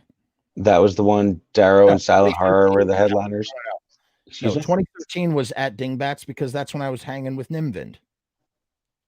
Well, the North Carolina one was certainly after 2012. You know what? No, 2013, I guess, would be Dingbats. Yeah, maybe the Dingbats one. And then 2014, sure, would be the North Carolina one. And I think that's the last one. After that show, yeah. I don't know how to answer this question in a outside of in a See, well, I know my band's reasons for what happened is we had. Listen, Matt Pathetic has never, ever, ever done me or my band wrong once ever. Ever. He was nothing but great. He was arguably too great to us. Mm-hmm. I've also worked with him for over 20 years. I played his first Ghouls That Out show. That's my relationship. That's our crew's relationship with him. And so going forward, we always worked with him, whether it was Ghouls That Out or not. As his entire career as a promoter, we worked with Matt, and he was always great to us. However, when the show came back and you know, when Ghouls That Out came back for 12, 13, 14, whatever it was, those 3 years, he was still that way to us. But we had it had been noticed that he was not that way to everyone else. Gotcha. So before anything had gotten brutal, Loki had come to me and said, listen, he said just that. He's like, listen, Matt's been nothing but good to us, but he ain't being good to anybody else. And this is going to become something shitty. And I don't want anything to do with it. And I'm telling you, Joe, I know you're not going to like this, but we're not doing Ghouls That Out anymore. And that was fair because we had done Ghouls That Out the last 3 years. And we had just headlined it. So it was like, where were we going to go with it anyway? I played 3 times with Blitzkid. I did Mr. Monster, Darrow, Blitzkid, 2012. Played 3 times that night. 2013, I was Darrow, Mr. Monster, debut Goolsby. 2014, I only did it with Darrow, but we headlined. Where was there to go for it? You know, anyway, where, you know, like what were we going to do next? You know, we're going to go backwards. So, and Loki wasn't entirely wrong. You know, there was a lot of things going on in business that were none of my business or none of our business, but they weren't awesome. Things we would hear and signs didn't point to awesome. So we had decided that Loki had decided for us that we weren't doing it. And I went along with it. I had in the back burner always helped Matt as a silent partner put on the Ghouls That Out shows. Matt's show, I always helped and advised with anything that he needed help with. I helped him get phone numbers, connections, talk to people, made things work. It was not my show. I helped make it go. You helped produce the show. Absolutely. You know, I helped it happen. Mm-hmm. Even the venues that I worked at Dingbats at the time, you know, so like I negotiated a number of things, bands, things with Ghouls That Out. Gotcha. Why wouldn't I? You know, I just wanted to see. There was all my friends' bands. It was all of our bands. It was a good time. You know, like it was good for the scene. The years that Ghouls That Out was happening were the healthiest the scene had been in the last 10 years to date. You know, like things were good for everybody, dog. Unless you weren't cool with Matt. And I don't know that perspective, but I understand that was the case. I guess the next Ghouls That Out that was to happen was to have Mr. Monster as the headliner and Goolsby's band as the co-headliner, or vice versa, or whatever. And Darrow was not to be involved, and I think Matt knew that and took some offense to it. I wasn't going to be a part of the show. Right, because Loki had Yep. Yeah. I wasn't to be a part of the show and I wasn't helping with it. I think Matt got upset with me. I knew damn well that without me in the middle of the situation that it wasn't going to go well. Matt and Jason Trioxin had never seen eye to eye or been able to do business successfully together. It always took me in the middle of those two to make that work. Gotcha. Sometimes even with Goolsby, it would take me in the middle of that to make it work, or me to cue Matt, you know, how to deal with Jason or Goolsby, or cue Jason or Goolsby how to deal with Matt, you know? I was in the middle of that, helping that along. I knew damn well in the back of my mind that when Matt kind of told me to fuck myself, that that wasn't going to go smooth. Unfortunately, I was more right than I wanted to be. And a falling out happened between Jason and Matt, and Jason contacted Goolsby and basically told him Matt sucks. And Goolsby, who had done, Goolsby had done business with Matt a million times before, bought it and believed it, and the whole show fell out from the middle. Matt made a very poor choice, and at that point, I believe I had popped in and spoken to him. I think I just happened to, on a non-Ghouls Night Out level, bump into Matt and speak to him as all that was happening, and he briefed me on it. And he had told me that he was like, screw Jason, screw Goolsby, screw this band, screw that band. I'm canceling the show. And I was like, nah, dude, you can't do that. You got these people coming from all over the place, you know. I don't know if I said I'd talk to somebody or work it out with this one, work it out with that one, whatever was said. And I had walked away from a conversation with Matt that's what was going to happen. Before I even got home that night, Matt had canceled the show. Which was awful because people had tickets to the show from out of state and everything like that. I worked at the venue Ghouls Night Out was at. I worked at Dingbats. Right. I was doing nothing to hurt Ghouls Night Out by any means. I just wasn't involved in it. So at that point, I picked up the ball and I threw what would become the not Ghouls Night Out very secretively. And let me tell you, I got so much. I was a jerk for that because, dude, I saved the damn day. Let me tell you, and my name became mud for it because Matt had booked a 2-day show. That was like, you know, super elaborate, and I would have never booked it that way. He just bit off more than he could chew. When we had to reschedule it, when I picked up the show where it was, I wasn't going to put myself or any of us on the hook to pay all these bands. I didn't have a whole slew, like he was backing his show up on the merch. I didn't have all this merch to sell. I didn't have, and I wasn't getting involved in the business of it. You know, like we rekindled the show with the top 5 bands on the, you know, like, you know, maybe the top 8 bands. That's what I had seen, and I was just like, made it a 1-day show. Saved the day. And all the bands beneath were pissed. And my name was on the end of it, let me tell you. Wait. Oh, I see. So it wasn't a full migration of all the bands from Ghouls Night Out to whatever this thing was. It was only some of the bands, and so the other bands were not happy. We took all the headlining bands from the T-show from both nights. I see. And basically, this band wouldn't play with this band, and which is noble, you know, like, if you're not going to have these guys, then we're not going to play. And then the bill really started to round itself out because, I mean, that was the show then, you know, like, then it didn't. The place where the party was at. Yeah. Dude, all these people already had tickets to it. All these, you know, so in the end, we kind of saved, you know how much worse it would have been if that show didn't happen? You know, like if all those people had bought tickets in hotel rooms, like plane tickets, I'm saying, I'm talking about tickets to the show. The show was cheap. Wait. You're saying they bought tickets to Ghouls Night Out, but they still were able to go to your show? Yes. Oh. He canceled Ghouls Night Out. People had already bought tickets for Ghouls Night Out.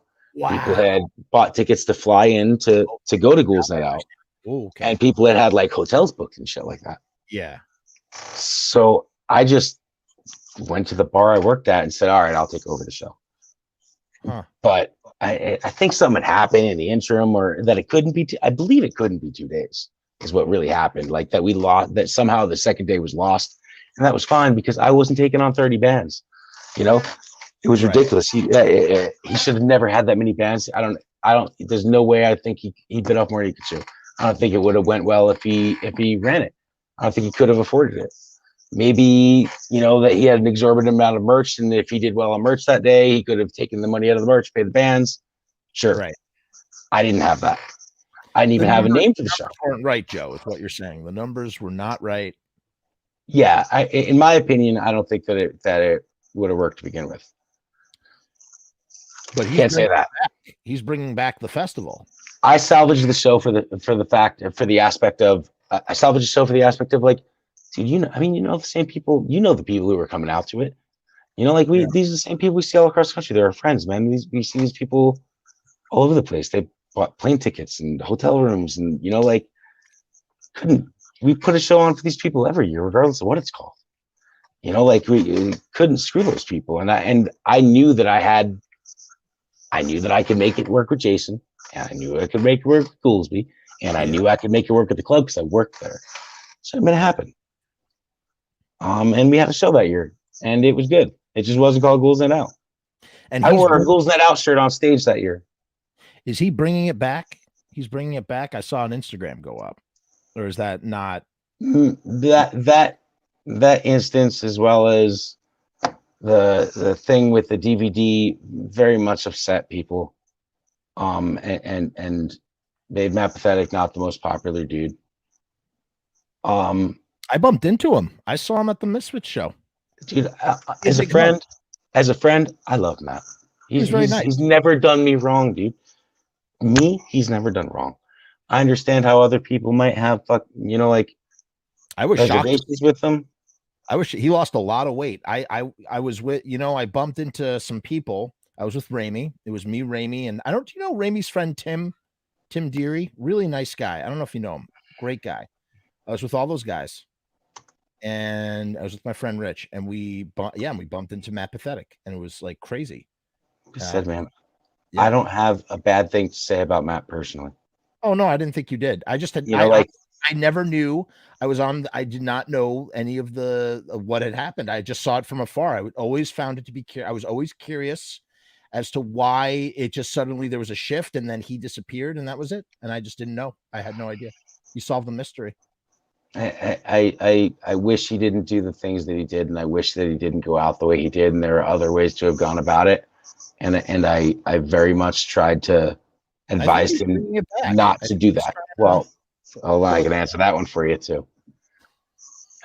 Matt doesn't like me to this day. I haven't spoke to Matt since I tell you if I was.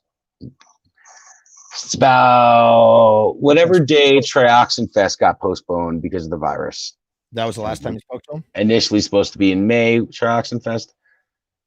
It got postponed to all right. Matt was coming back with Ghouls Night Out in 2020. That was his idea. Basically, after Trioxin Fest, he wanted to make it right, and Matt was doing an excellent job of making it right. He released his DVD digitally. He was going out to shows. He was shaking hands, kissing babies, making face with people, and repairing his relationships. He was doing a great job. It was working out well. I was willing to work with Matt, and other people were willing to work with Matt, despite everything else, because he was making the right effort to put the show back on, and his heart was in the right place. His actions spoke loudly to you. Yes. I knew that I would probably take some flack for doing it, but he was my friend and his heart was in the right place, and I was willing to take that flack. I was. So I had worked it out. I guess initially we were never supposed to throw Trioxin Fest again. That was an isolated incident. The second year, like Joey Ramone's birthday bash. I thought that's what the whole. I mean, that's kind of what it was becoming, or that's certainly that exact term was thrown around. Yeah, but no, nice. the first time that was literally Jason's mother wanted to throw his 40th birthday. She wanted it. That started out that we were going to get together at a Legion Hall. And just like a bunch of friends, and one thing led to another, man. I saw you at that show. I was at that show at Clash Bar. You guys did that Mr. Monster thing. Yep. And I threw that on 24 hours notice, 2 days after my grandmother's funeral. Oh my and God. The day after Jason passed, 2 days after Jason passed, 4 days after my grandmother's funeral, 2 days after Jason passed. I went to that with Ramey too. It was a cool night that everyone got together the way they did, man. It was, you know what? I saw a lot of people I hadn't seen in years, and I thought it was very nice. I didn't go to any of that other stuff because I didn't really know Jason that well, and I didn't think it was. I wished you had of, man. No, him and I mean, sure, but you would have been more than welcome. Then you would have appreciated having gone. You know what? I thought just going to the show was a nice way to pay respects to a guy. It was casually known, so. It was. I think that the show was incredible. I mean, like Trioxin Fest was incredible. Nice. Even I mean, and this is terrible to say, Jason's funeral was incredible. Incredible. I heard you and Loki talking about it. When you told me that Jerry, it was amazing. Jerry only, dude. The Misfits Jerry only walked into Jason's funeral. Yeah. With 5 other dudes from the crew. Yeah. And what a presence they made walking in the middle of that. Yeah. Let me. There, so many people were at that funeral. It was ridiculous. What was Jerry Other there as well, or was it just? I don't believe so. If he was, I'm mistaken. Okay. But I mean, obviously, Jason was very close with Tut. I don't know that guy. Jamie Totino. Tut was there. Jerry, he was definitely with Jerry. And let's say 3 other Misfits cronies from their crew walked in, full Misfits gear, full Misfits. That's AC Slade was there separately. Wait a minute. Oh, wait. Pause the tape. Wait, he showed up in full Jerry only garb. No. I mean the Misfits crew guys showed up in crew gear, is what I mean. Oh, Jerry showed up. Jerry showed up in standard Jerry only Misfits gear. You know, like Misfits sweatshirt, Misfits fucking hat, Misfits. Right. He wasn't streetwear. Yeah, no. Okay. Wow. It was incredibly respectful. He was not rude. He was not. That was day-to-day Jerry only. He did not come there and make a appearance. By no means. Right. It was incredible that he showed up. For any preconceived fan joke that I had ever made about Jerry only, it all changed the moment that guy walked in. I have so much respect for that guy for that moment. They walked in. It's 5 dudes, man. They walked in. They didn't make a big deal about themselves or anything else, and walked to Jason's fucking casket, and they put all access passes in his coffin. Oh my god! Fucking and if you would have told Jason as a kid that the Misfits and the crew would have showed up and put all access passes in his, Jason would have had you kill him right then. Yeah. You know, like it was so classy, so respectful, and like it changed my view of Jerry only. That guy didn't need to be there, dude. Who was he impressing by being there? Who was, how was he Jerry cool? Jason was a huge Misfits fan. Jason was a Jerry loyal. Jason was always loyal to Jerry. He did work on the Misfits crew. He was beloved by those guys. And he was a friend of Jerry's, and Jerry showed up for him, dude. Yeah. You know, like he was just a fan, and he was a fan since he was a kid. You know, like Jason was a little kid, man. Jason was around, and Jerry just remembered him, man. You know, I mean, Jason's got some names with the Misfits outside of Mr. Monster and everything like that. You know, like the undertold story, but when Grange goes to hockey camp, Ralph, the drummer of Empire Hideous, or Angel Sin's singer, and Jason, the bassist of Angel Sin, they rehearsed Mike Hideous. Right. Yes, I've heard you. I've heard you say. I did not know that, by the way. You when you said that on Loki show. Yeah, Chud and Doyle, apparently, from what I understand or from what I'm told, is Chud and Doyle never showed up to rehearse Mike Hideous. They were not, because the rehearsals. They were not stoked about Mike Hideous. They wanted Mike Graves. They didn't want Mike Hideous. Mm-hmm. Either one of them. And I believe, weren't they the impetus for getting him back in the band too? They're like, Jerry, you got to get Mike back in the band. This is not working out. I presume, but I'm not positive. I got to tell you, I've been saying this for years. If you're not doing business with Jerry only, Uncle Jerry, That I mean, there's no that dude is so like that dude is incredibly personable and does such nice things for his fans and whatever admirers. Cherry did not need to be there. You know, like it was. He wasn't. There was no PR dude. That was it. Who was he? Right. Jason showed up. He showed up there out of respect for Jason. No one contacted him. No one. You know, like you just heard. One of the. Jason didn't even go to the reunion shows. You know, like as reunion. He never got to see. Blew my mind.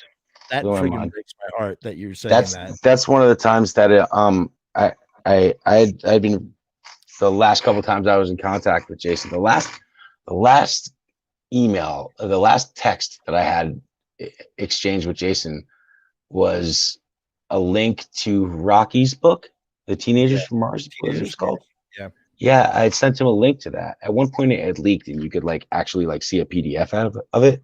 I got the PDF, and I got the PDF and I sent it to him. Wait, you got that PDF still? I don't know. Look, I think I might have the link to it still. And give me some material for my. I know. I wish I got it. If I have it, I'll give it to you. But if I'm not mistaken, that I do still have the link, but I don't think the PDF is live, or the link to the PDF is live. If it is, it's yours. I'll send it. Okay. All right. I appreciate that. I'll never forget. You let me look on your laptop for music when we were on tour, and you're like, I forgot what you said. You said something like, "How do I know you're not going to like leak all this stuff or something?" I know you wouldn't. Now I know you wouldn't leak it. Yeah, I wouldn't leak it either, dude. Oh yeah, because I'm a hoarder. I hoard. Exactly. I am the least likely to leak anything of anybody, dude, because I love the rare shit I have. What makes the rare shit I have less rare? Sharing it with you, dude. Yeah. I ain't sharing it with you. You kidding me? Why would I share it with you? It's gonna make it less rare. I got stupid rare shit. I wouldn't even tell people about. You had a bunch of Mr. Monster stuff on there, and I apparently missed it all. You were like, "Did you get all the Mr. Monster stuff?" I was like, I don't know what you're talking about. I don't know what you're talking about either. I just, I heard some cool stuff. It was cool. It was very. Oh, what did you get off me? I got some stuff. Did you get any of my Misfits 95 stuff? Yeah, I have all of that. Duh. All of it? I have all of it. From me? Yeah. Like you took the entirety of the folder? Yeah. Then you got a couple of really rare things then. Oh, I do.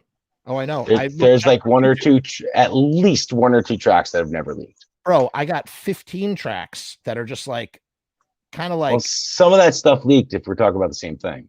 Well, I've searched on the internet a whole bunch of times and I never seen any of this stuff. There's a kid as of recently who has been spilling. He's a young kid and he's been spilling the beans, homie. You would be mortified if you saw the kid. This kid, like, you'd be mortified. And unfortunately, the kid is also not crediting any of the people he gets it from when he does it either. I actually saw him taking some of Russ's stuff, like sharing some of Russ's stuff today, and like, bro, I just saw that. Russell Patterson? Yeah, like TV casualty stuff. Yeah, such a great guy. I like Russell a lot. He reached out to me. You know what's funny? He reached out to me because he started watching my show. I'm going, who is this guy, Russell? He keeps reaching, and I'm like, oh my god, that's the TV casualty guy, because I knew who he was because I remember him from my, when he had his site up. I was like, Steve Zing action figure. All right, dude, I gotta clear this up. On your show, Rami brought up that I had sold Russ that yearbook. Remember the yearbook I was talking about before? Right. You talked about this on Loki's show earlier on Monday or whatever. So I have no reason to. I thought it was Russ all these years too, man. I remember what Russ looked like back in that day. I was there when it was sold. I really thought it was Russ, but I have no reason to believe that he's lying. Maybe he's mistaken. Maybe he brought this as well. I just got the photos. I just saw the photos you shared with me. That's hilarious. Yep. Sorry. There's like, continue. You're welcome to share them on the show if you can bring them on the screen, bro. Can I? Yeah, go ahead. Sure. Let me give me a second. I'll do that. Hold on. That's why I sent them to you, bro. Go ahead. Keep talking. I'm listening. There's two more from that day too. I'm looking for him as we speak. Okay. Keep talking. Talking about saying. Oh yeah, I could have sworn it was like I had the yearbook, man. With all it was a Lodi 1982 yearbook. Doyle graduated that year. Yuri graduated that year. Judd graduated that year. Steve, right? Steve graduated that year. 82, man. So many people were in that year 82. Class 82. The year I was born, by the way. So like I mean, like to me, when I had my hands on that, my friend Wolfer, who runs the Traction Tribute, he was well more about it than I was. Like he knew what it was much more than I did. And I remember the negotiation was this: he traded me like 30 Nirvana demos, like bootlegs. Like remember I was telling you bootlegs were like $30, like back in the day. He traded me his entire collection of Nirvana bootlegs in exchange for that. In exchange for that, in exchange for the yearbook. And just so I was like, sure, dude. Wait, hold on, Joe, wait 1 second. I just want to pause the tape and emphasize, people might be thinking, well, what value would a bootleg have that you would trade something like a yearbook? But remember, in the pre-digital age, getting rare bootleg tracks compiled on a CD was worth its weight in gold. You didn't have digital files. And they were so damn expensive. So a young teenager, especially, and you always professed your love for Nirvana when we were on tour. And so therefore, if I told you what mine was, I'll never tell you what mine is. But if I told you what mine is, you probably would stop talking to me. The band, I'm surprised we added No Effects tonight. Well, no, but yeah. In any case, I just wanted to emphasize how there was. It's a shame. Digitization is a shame because it makes the beauty of a bootleg and having something super rare and hard to come by on a CD, like it completely takes that away. And so to get your weight in bootlegs of a band that you like is like that's irresistible, man. I totally understand why you did that. I just wanted to say, go ahead. It was a bit more than just the bootlegs as well. I believe it was like, some merchandise, some swag, I've got one more picture to send you, and you can show those things if you want. I tell you, it's kind of a pain in the ass to put these pictures up, but you don't have to. If you want to, you're welcome to. No, I want to. You can. Yeah, I mean, if not, just laugh yourself. I'm doing it, and I also want to look. Let's look at this Blitzkid backstage tour footage. It's friggin' hilarious. Hold on. First, you talk about that Moscow stuff on YouTube? Yeah, let's look at That's not yours, right? No, it's not. That's nothing you filmed. That's just some random kid. Yeah. Someone contacted me about that footage once. And there's like a moment of that footage. Yo, that's me. This is 1998. That is me. That's Wolfer, dude, who runs Traction Tribute. Oh, and that is me, Chud, and Wolfer. Is this a rug on Chud's head at this point, or is this? I couldn't tell you, man. And if it is it's not my place to say. Even if it was, I wouldn't say. Okay, that's me and Marky. I would work for him. I would be his personal assistant 20 years later. Let's see who this is. Why is that blurry? Is this you? That's you and Kenny? Yeah, I guess that's me and Kenny. He was the Crimson Ghost then, man. Is that Doyle's armband right there? Bro, if I still had that, I'd be so stoked. I do not have that anywhere. Yeah, why is that picture not loading? I don't know. That's real weird. This is my WhatsApp between me and my wife. Whenever I need to send something between computers, I just text random ass links to my wife or like photos, and she just ignores it because she just knows that I'm sending it between the computer and my cell phone. It's pretty funny because you can't send it to yourself through WhatsApp. I've gotten really addicted to WhatsApp because it has a desktop client that allows you can instantaneously transfer information from your phone to your computer. Apparently not so instantaneously, huh? Well, not in this case. By the way, I turned Loki onto Mega. I don't know if you're familiar with it. Man, you get over 50 gigs of free cloud storage. It's like Google Drive, but like you get 3.5 times the amount that you do in Google Drive. It's pretty insane. I actually paid for Google Drive earlier this year. I do too. I pay for 200 gigs for $2.99. Yeah, I paid for it. I think I got it for $20 actually. Yeah, in one shot. But if you have enough time and energy, you can daisy chain mega accounts and get 500 gigs of cloud storage if you really wanted to. Dude, I did something really smart. Not to get too off subject here, but I did something really smart that I to my credit, it was really smart, but I had no idea what I was doing. I'm listening to you, Joe. I just got to pee in a bottle. Keep talking. Good for you. Yo, you know what you got to get is those Arizona gallons, bro. That's what it's all about.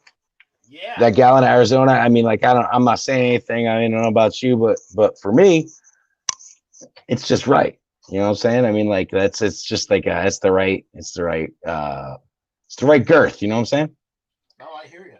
You can just flop into a Arizona gallon and walk around the room, brother. That's good for a car. Have you? Ooh, I got some stuff for you, Jeff.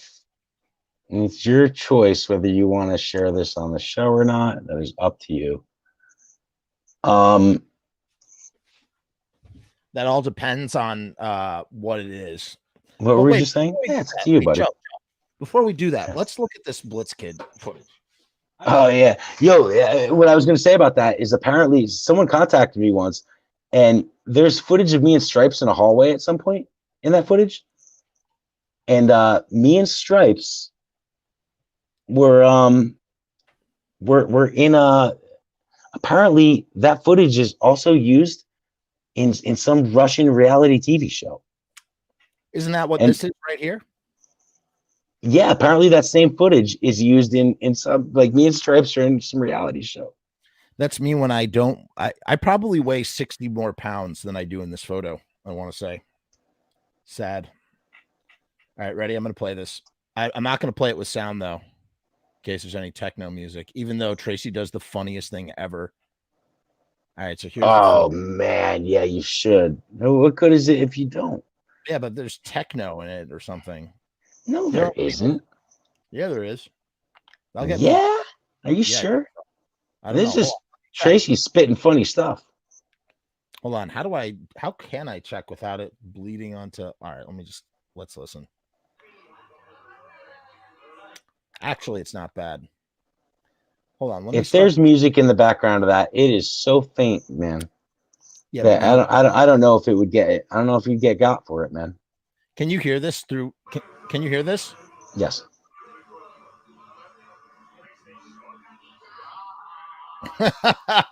Stripes. All that Russian.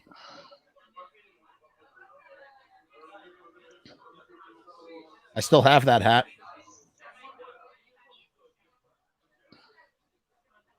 This corroborates the story I told on Loki's podcast about the dozens and dozens of beautiful women who just kept pouring into that room and taking their clothes off. Wait a minute. There's a kid, Victor, really nice guy, Victor Ward. Yeah, he's backstage, and this is his friend, Victor Ward's friend. And those dudes came to Russia. Those dudes came from Russia, somewhere in Germany. They're on a German show. Yep. Oh yeah, I remember all the snacks. Did you go with Stripes and Goolsby when they got tattooed that day? No, when you said where were you? I have no idea where I was. I'm trying to remember. I don't remember because I know it was me and Tracy by ourselves. No, I think I was with you guys. No, you definitely weren't. Well, I'm not trying to count you out of the story, bud. I'm just saying I know that it was just the two of us. Bro, I was not with them. But you know what's funny? I spoke about this with Loki. That definitely happens. You know what? It's called in New York. You know what we call it? We call it a steez. STEZ. You know what a steez is?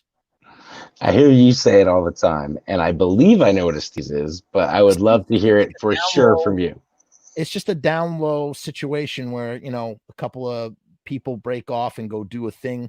there's girl steez, there's a food steez, there's drug steez, just lots of different steezes, where you just, it's That like, was the tattoo guy who was only willing to tattoo so many of us, and there was only so much time. And I was with you when you and Stripes got your tattoo at that spot somewhere in Germany, and that's when my camera fell over. I was so mad. My camera fell over, and I think something cracked. You know what else bummed me out? This recorder, which no longer works. This was the Zoom that I took on that tour. This totally broke during the Stellar Corpse's set in. Is that your Zoom? That's my old Zoom that still works, but I haven't used it in years. I have like lots of. Remember the clamps I used to have? Maybe not. That was just more like a. I do. Thing that I would just have to do every show. But what was I saying about something? The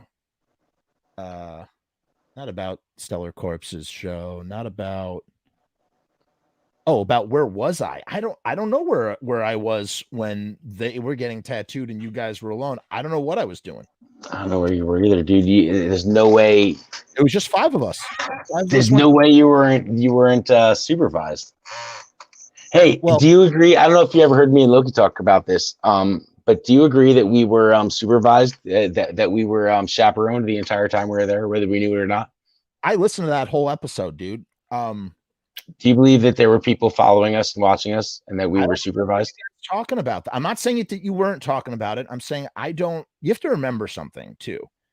My perspective is way different from your guys' perspective because my perspective is the entire time that we were in Russia, that there were people watching us, that we were followed by people. We were never alone. That's me. I you know what? When we were out, this is great. Can you play the audio here, bro? Yeah, well, hold on. This was so funny. This was, Tracy reminded me that this was something that Tracy and I used to do this. I think we did it in the US too. We had this inside joke about steel butterfly, or he wrote on the YouTubes. Tracy delivers here, dude. Yeah, he does. Hold on. Wait. This was hilarious. Wait. Here's your boy.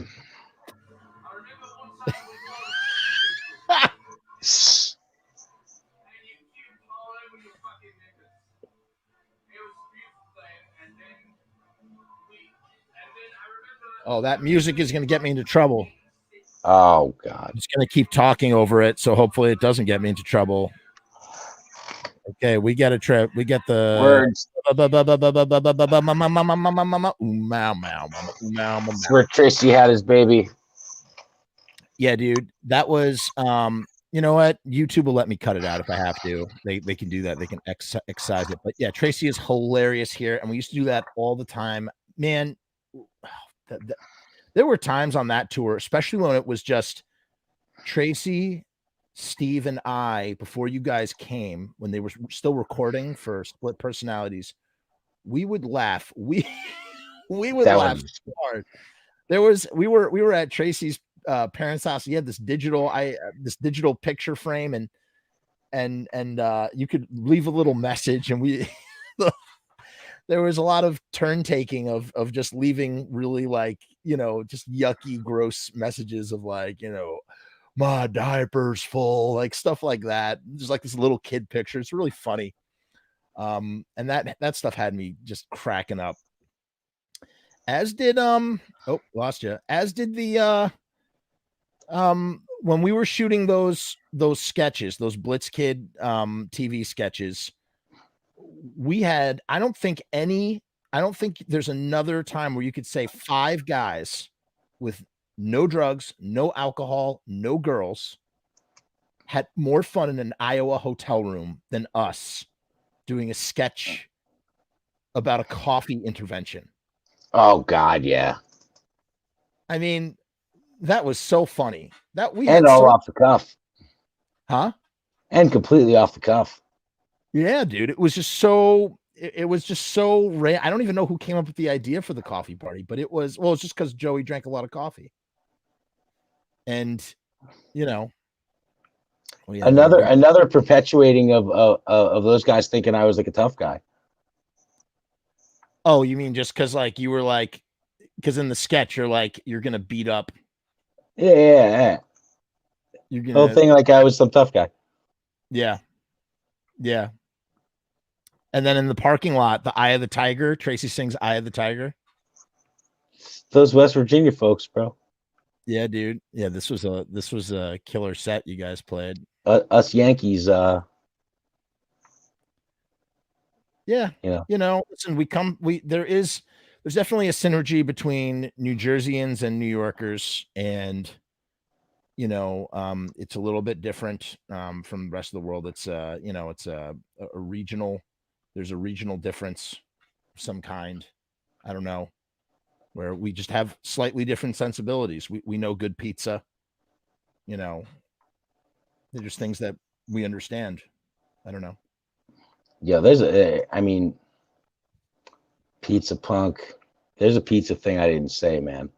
What? It's pretty crazy. Go ahead. Like a couple years ago, I moved to Tennessee from New Jersey. First time I ever left New Jersey in my life. And I'm pretty hardcore New Jersey, pretty pig-headed New Jersey, pretty die-hard New Jersey. That reputation precedes me, to say the least.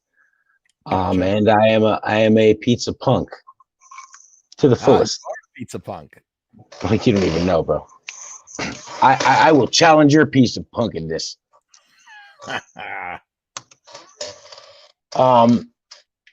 Pizza snob, even, So when I moved to Tennessee, there were things that I said I wasn't going to eat.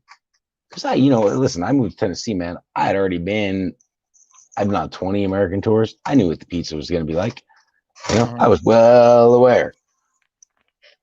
So I had made the decision that I wasn't going to eat pizza and Chinese food I was going to wait until I went back to New Jersey to eat these things, as not to disrespect or soil them. And I didn't. I mean, there's not even an option to eat pizza out here. I mean, there is, but it's like Little Caesars, and Little Caesars is your best bet, actually. It's like Domino's, Pizza Hut, Little Caesars. Not even junk food pizza. There's a levels of pizza, and you have like Domino's and Pizza Hut are like junk food pizza that have its time and place depending on the situation. But Little Caesars is on a whole nother level of what the effery, if you know what I mean. Really? Because let me tell you, I would take Little Caesars over the other two. Pizza Hut, bro, always distant to me. Regardless of where I live, Pizza Hut's always the least available. Dude, Little Caesars is like, oh my God, it's like it's so bad. It's so bad. It's cheap as hell. It is. $5 a pizza is not bad for. Yeah, there's just something about it. I don't know. I prefer it. I can't eat Domino's, dude. Dude, Domino's is so much better than that, though. I think it's that thicker crust, man. Little Caesars has the thin crust. Can we both agree? I've gotten into terrible arguments with Tracy about this, but can we both agree that Chicago deep dish is not pizza? No. You know what I like from Chicago is the big ass pizzas that are it's like thin crust and it's cut into squares. When they take our pizza and they cut it into squares, pizza. Yeah. I mean, that's Chicago, New Jersey pizza. Listen, deep dish pizza is tasty. I don't have any problem with it. It's not. Why I like the square pizza is because it reminds me of our pizza, but I don't have any idea of how much of it I ate, because I have like denominations of how many slices I eat. Right. I eat 2 slices, or God, I'm really hungry. Maybe I eat 4 slices. Oh my God, When you get down to those little squares, it's really hard to keep track, man. So I kind of like that, like guilty pleasure of, like, oh, did I eat that much pizza? Like, oh, I have, it's kind of like home. But let me tell you, what? Can you take a pie to the face? I have before. I won a pizza eating contest when I was a little kid. I used to play football when I was a kid, and we had our team won the like Super Bowl of Pee Wee or fucking junior football. That's the Lost Boys show.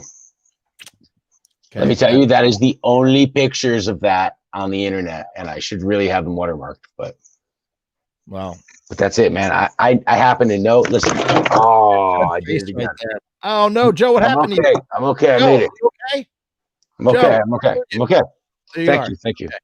Okay. Look at I happen to know two things about this. Yeah, I happen to know two things about it. Okay, what?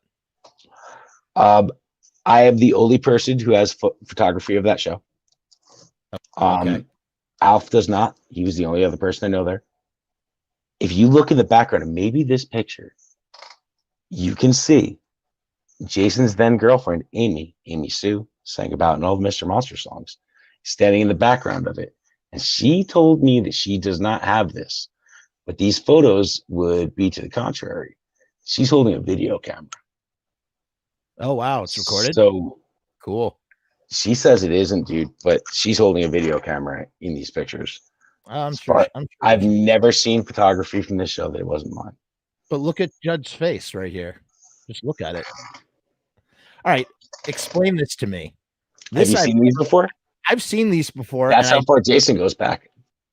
Right. But here's what I don't understand. So I had heard, so what, Jason gets confused for Michael Graves when he was roadieing for them or something, and like is like that's years later. That's years later. This is well before that, dude. All right. So this is does it say the year on it? Yeah. What does it say? It says 98. Yeah, that wouldn't happen for 2 more years. Nope. Okay. This was just at a Chiller Theater convention, man. Wait, so is that the same one? Wait, Jason roadied for them in the this would have to be, you know what? This can't be 98. This has to be earlier than that, man. It's got to be 97. Because Chiller Theater, April 98 is the one that I just showed you pictures from before. Huh. The pictures of me looking like a nerd is absolutely. I happen to know it because I was checking out a TV Casualty, and he had there. Wow. Isn't that funny, man? You know what's interesting when you think baby about Jason, dude. You think about how young Doyle is, man. This is absolutely that picture is incorrect. It is absolutely 97, not 98. Doyle's like 32 years old. Played in the original Misfits. He's only 32 years old. Dude's been playing with the Misfits since he was 16. It's crazy. What a crazy these pictures are from Misfits Central. Like that screen grab is from Misfits Central.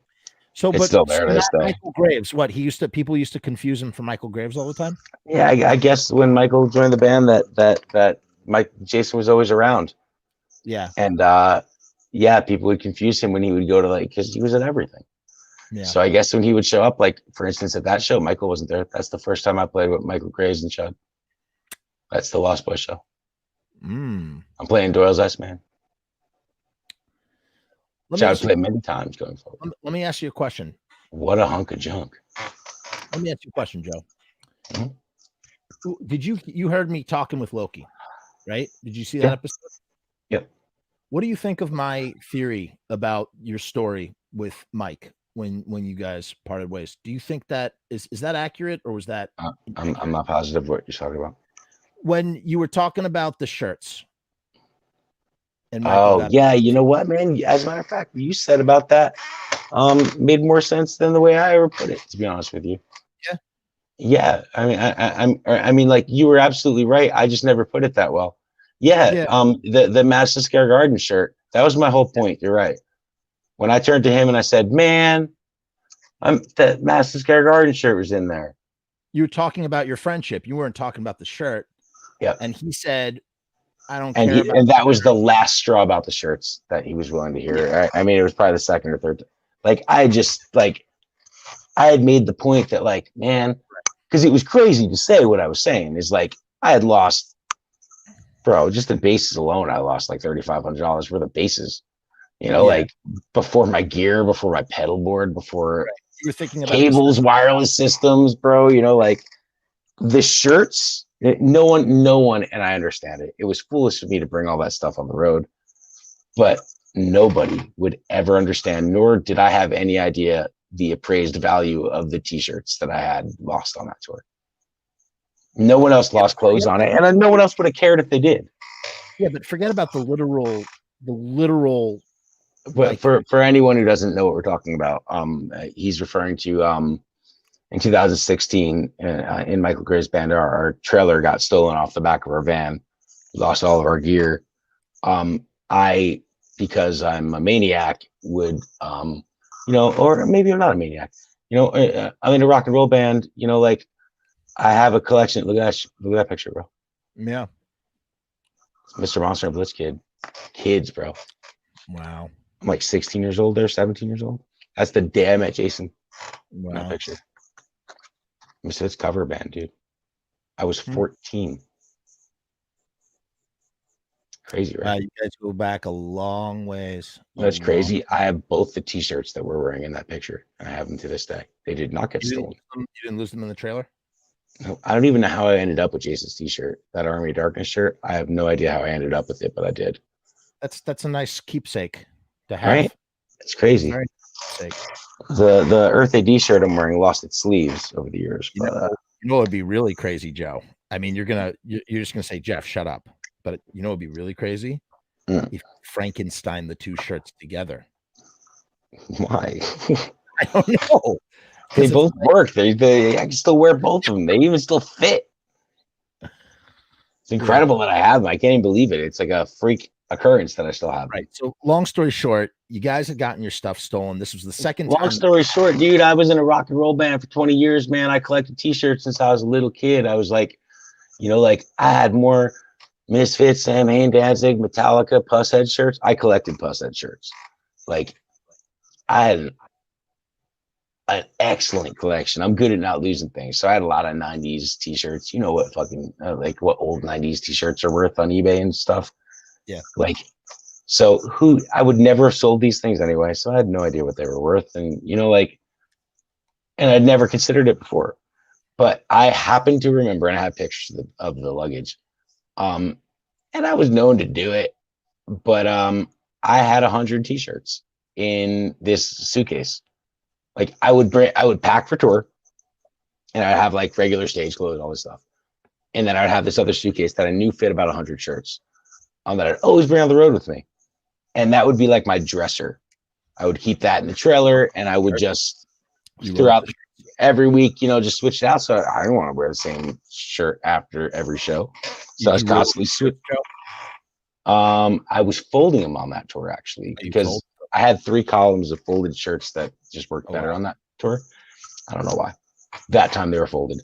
But dude, I lost every old Misfits shirt I had, every old Metallica shirt I had, old Guns shirts, everything Pusshead that I ever had, anything I had since I was a kid. Yeah, but a rare Misfits shirt from the day I met Michael, or the day we shook hands, Right. So here's the thing that I found about that story from an outside perspective, hearing you guys talk about it as a listener on a podcast, listening to the story. What I found most interesting about it, not just that it was the personification of your friendship, that like this old shirt that had lasted for so long. Maybe it's like the storyteller or the screenwriter in me that like made me think of it like this, like the subtext. I know this is your real life. This is not like a fictional story, but that's how I was viewing it when I was listening to you talk about it. And that's not to trivialize. It's not to trivialize your life or to say like, oh, your life is. I'm just saying that that's how I looked at it. And so but then here's my next question is, if in that moment, obviously maybe not the best time to bring up the shirts, maybe, and I am not saying this is the fact. I'm theorizing myself. I'm thinking in my head, maybe you're bringing up the shirts because it's you're in this moment of terrible distress, all of you guys, and you've been through a lot together, and it's almost like a backdoor way of talking about how look at all the stuff we've been through, but instead of talking about it like friendship, you're talking about it through T-shirts, and it comes out as T-shirts. What's kind of strange about that is that I think what my perspective was unique to everyone on the road at that time. I was, aside from Michael, I was the only person there who was there 10 years earlier when that had happened already. So yes. our gear had gotten stolen 10 years earlier. Mm-hmm. And listen, I had heard a lot of shit. I had heard there had been a lot of promises made to me. Everything will be okay. We're going to make this right. We're gonna get everything back. The first time around. Yeah, the first time around, and that just wasn't true. And this was the John Nelson guy. It wasn't John Nelson's fault, but sure, John Nelson didn't want us to have any type of. He didn't want us to accept any charity because he thought it looked cheap, you know.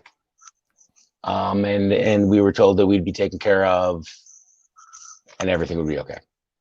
That's not what happened. Me and Jason replaced all of our gear ourselves. Going forward 10 years, going into that tour, I was still replacing gear from 10 years earlier, to be completely honest with you.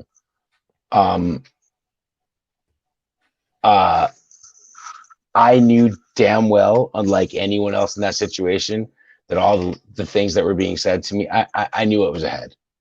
I knew that things weren't going to be okay. I knew I just been through it, man. Oh, you mean so any comforting thing that anyone said to me, or saying to any of us was different for me. And I understand morale, and I understand not to scratch the record or be a pill or act a jerk. And I kept my mouth shut is what I did. When that happened, I probably didn't say a word for the next 24 hours. And I think in my not saying a word for the next 24 hours probably pissed everyone else off more than anything. Because I just kind of went into my own shell. I didn't bother anybody. I didn't talk to anybody. I didn't say anything. I just kept my fucking mouth shut. Apologize. Kept my mouth shut, and I kept to myself. When I finally, the next day, had brought up, man, you know what was in, because, you know, I'm assessing what was in that bag for the next, to this day, to be honest with you. I still look for shirts, and I don't know what I have and don't have. Messed up my collection forever. When I realized that shirt was in there, and I turned to Michael and I said that, it was probably me breaking that silence and me breaking out of that shell and saying something like, you know, gotcha. You know, like that was me reasoning, you know, and I understand Michael's perspective. He's not a sentimental guy. He doesn't, you know, like at all. None of those guys were, you know, so none of them were taking it like that. Like I said, the only other person who had been there when that happened the first time was Michael. Michael didn't lose anything the first time. He didn't lose anything the second time either. You know, maybe a bin full of T-shirts, some merchandise, you know, that was so there's nothing sentimental. There was nothing he bought and paid for himself. There was nothing, you know, like nothing. You know, I'm sorry. You know what? I think the trailer was his. To be completely fair, I believe. I'm not even. Yeah, I believe the trailer was his. So he lost his trailer. Yes, that was shot. But that stuff that a trailer is a lot easier replaced than who knows how much gear, anything sentimental, anything like that. And listen, it wasn't fair of me, and it's not fair of me to compare anyone's anything to anybody. Everyone's is equal at that point, dude. That's not fair. Right. But you know, at the same time though, it's not even, but it's not, but you said this just earlier, a few minutes earlier, you said things were already coming to a head even before that, or that was the inciting incident. The band wasn't getting along. Gotcha. And I was an outsider in the situation. I had somehow through the years and in the dynamic of the band and the situation, I was an outsider. Okay. I was a fan. You know what I'm saying? Like the lineup of the band was very jockey, so to speak. You know, it was just a very different mentality than where I came from. You know, like I'm a fucking horror punk kid, man. You know, like I was seeing those shows. You know, I had much more in line with the fans that come to see our shows than the dude. Loki didn't grow, you know, I'm not saying Loki's a poser or Loki didn't belong there or anything like that. Loki was certainly around. He didn't grow up listening to Misfits. Right. Michael didn't grow up listening to Misfits. They fell into it. nor did Tony, the drummer before that, and nor did Quinn. That was a gig to those dudes. You know what I'm saying? And I'm not saying anything about them. They're all good friends of mine, all fantastic musicians. It doesn't sound like that at all. Don't worry. That's not where I'm going with this. But my perspective was different, man. You know, like it was just different, man. And like I was the outsider in the situation, man. You know, like I was much more a nerd as to those dudes. There wasn't even a collector in the band at that point. You know, like we'd be much more. Those dudes, the banter would be much more about the news and hockey and football or baseball. They would never be with the Misfits or horror punk or Danzig or, you know, like, you know, I somehow in that band was the outsider, dude. To me, it was like pretty bizarre. It was a slow burn. It took like 2 years for me to be like, wow, man, am I alone here? You know, like, I was, and it was weird for me, man. That's why it was easy for me to walk out of the situation too. But yeah, man, what you said is true. And I never looked at it that way. You're right. I wouldn't have looked at it that it symbolized our friendship in when I said that, but you're right, it did. And you're right. That's kind of what I meant by it.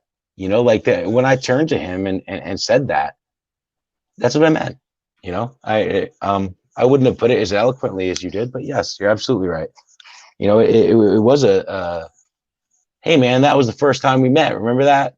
Bummer, dude. That's all it was. That was like, you know, my attitude was, yeah, but you man. But Joe, you could tack on so much more to it too, in the sense of like, hey, that's the first time. This is the first time we met, and look, here we are now, and we've been through this thing before too, whether you intended it or not. Like, as you said, you're trying to ease out of your shell and sort of re-enter, you know, proper communication, and it's like, I think I had scratched the record and pissed those guys off more by not saying anything than I ever could have by saying anything, you know. But like I said, man, I wasn't going to be like, listen, I've been here before. This isn't going to go well. Nothing's going to be okay. You know, how could I have said that? And I wasn't going to say that. And I didn't say that. What are you supposed to say in that situation? You know, nothing. That's what I did say. I said nothing. And you want to know something? It's like what I said on my show with Loki too, about the thing about when you tour with people, and you and I have toured together, and, you know, like the idea of like, you see a person, not just their best 1 hour, like you're going to get the best 1 hour of that person at that show when they're trying to do their best to fucking, you know, kiss babies and shake hands and put 150% into the show. But the other 23 hours are like, you know, varying degrees and shades of gray, and, you know, you know, it's like an ellipsis around the sun. You know, there's the closest part of the sun, and then there's the farthest away from the sun, and, you know, you're revolving around and around, and it's tough, man. It's tough when you're with a bunch of dudes and like that, you know. It was weirder because there were dudes I that you came up with, dude. Yeah, dude, you know, like, you know, man, I mean, we had started playing together in 2003. That was 2016. You know, like, yeah, 13 years. It's a long time. You know, definitely a long time, for sure. And you walked away at that point knowing that you were probably never going to turn back. You were just like, I'm out. This is done. I had walked away at that point. I didn't know. A couple days later, it changed. I had left on the last 2 tours saying to myself and even saying to my girlfriend, that it was the last time I was going to do it. Oh, really? Like, you know, yeah. And my heart wasn't in it, man. And those guys might have been a little right about it. I don't know if they said it, or if they realized it then, but you know, that who I was in spirit and what I was good at and where I came from wasn't appreciated or respected.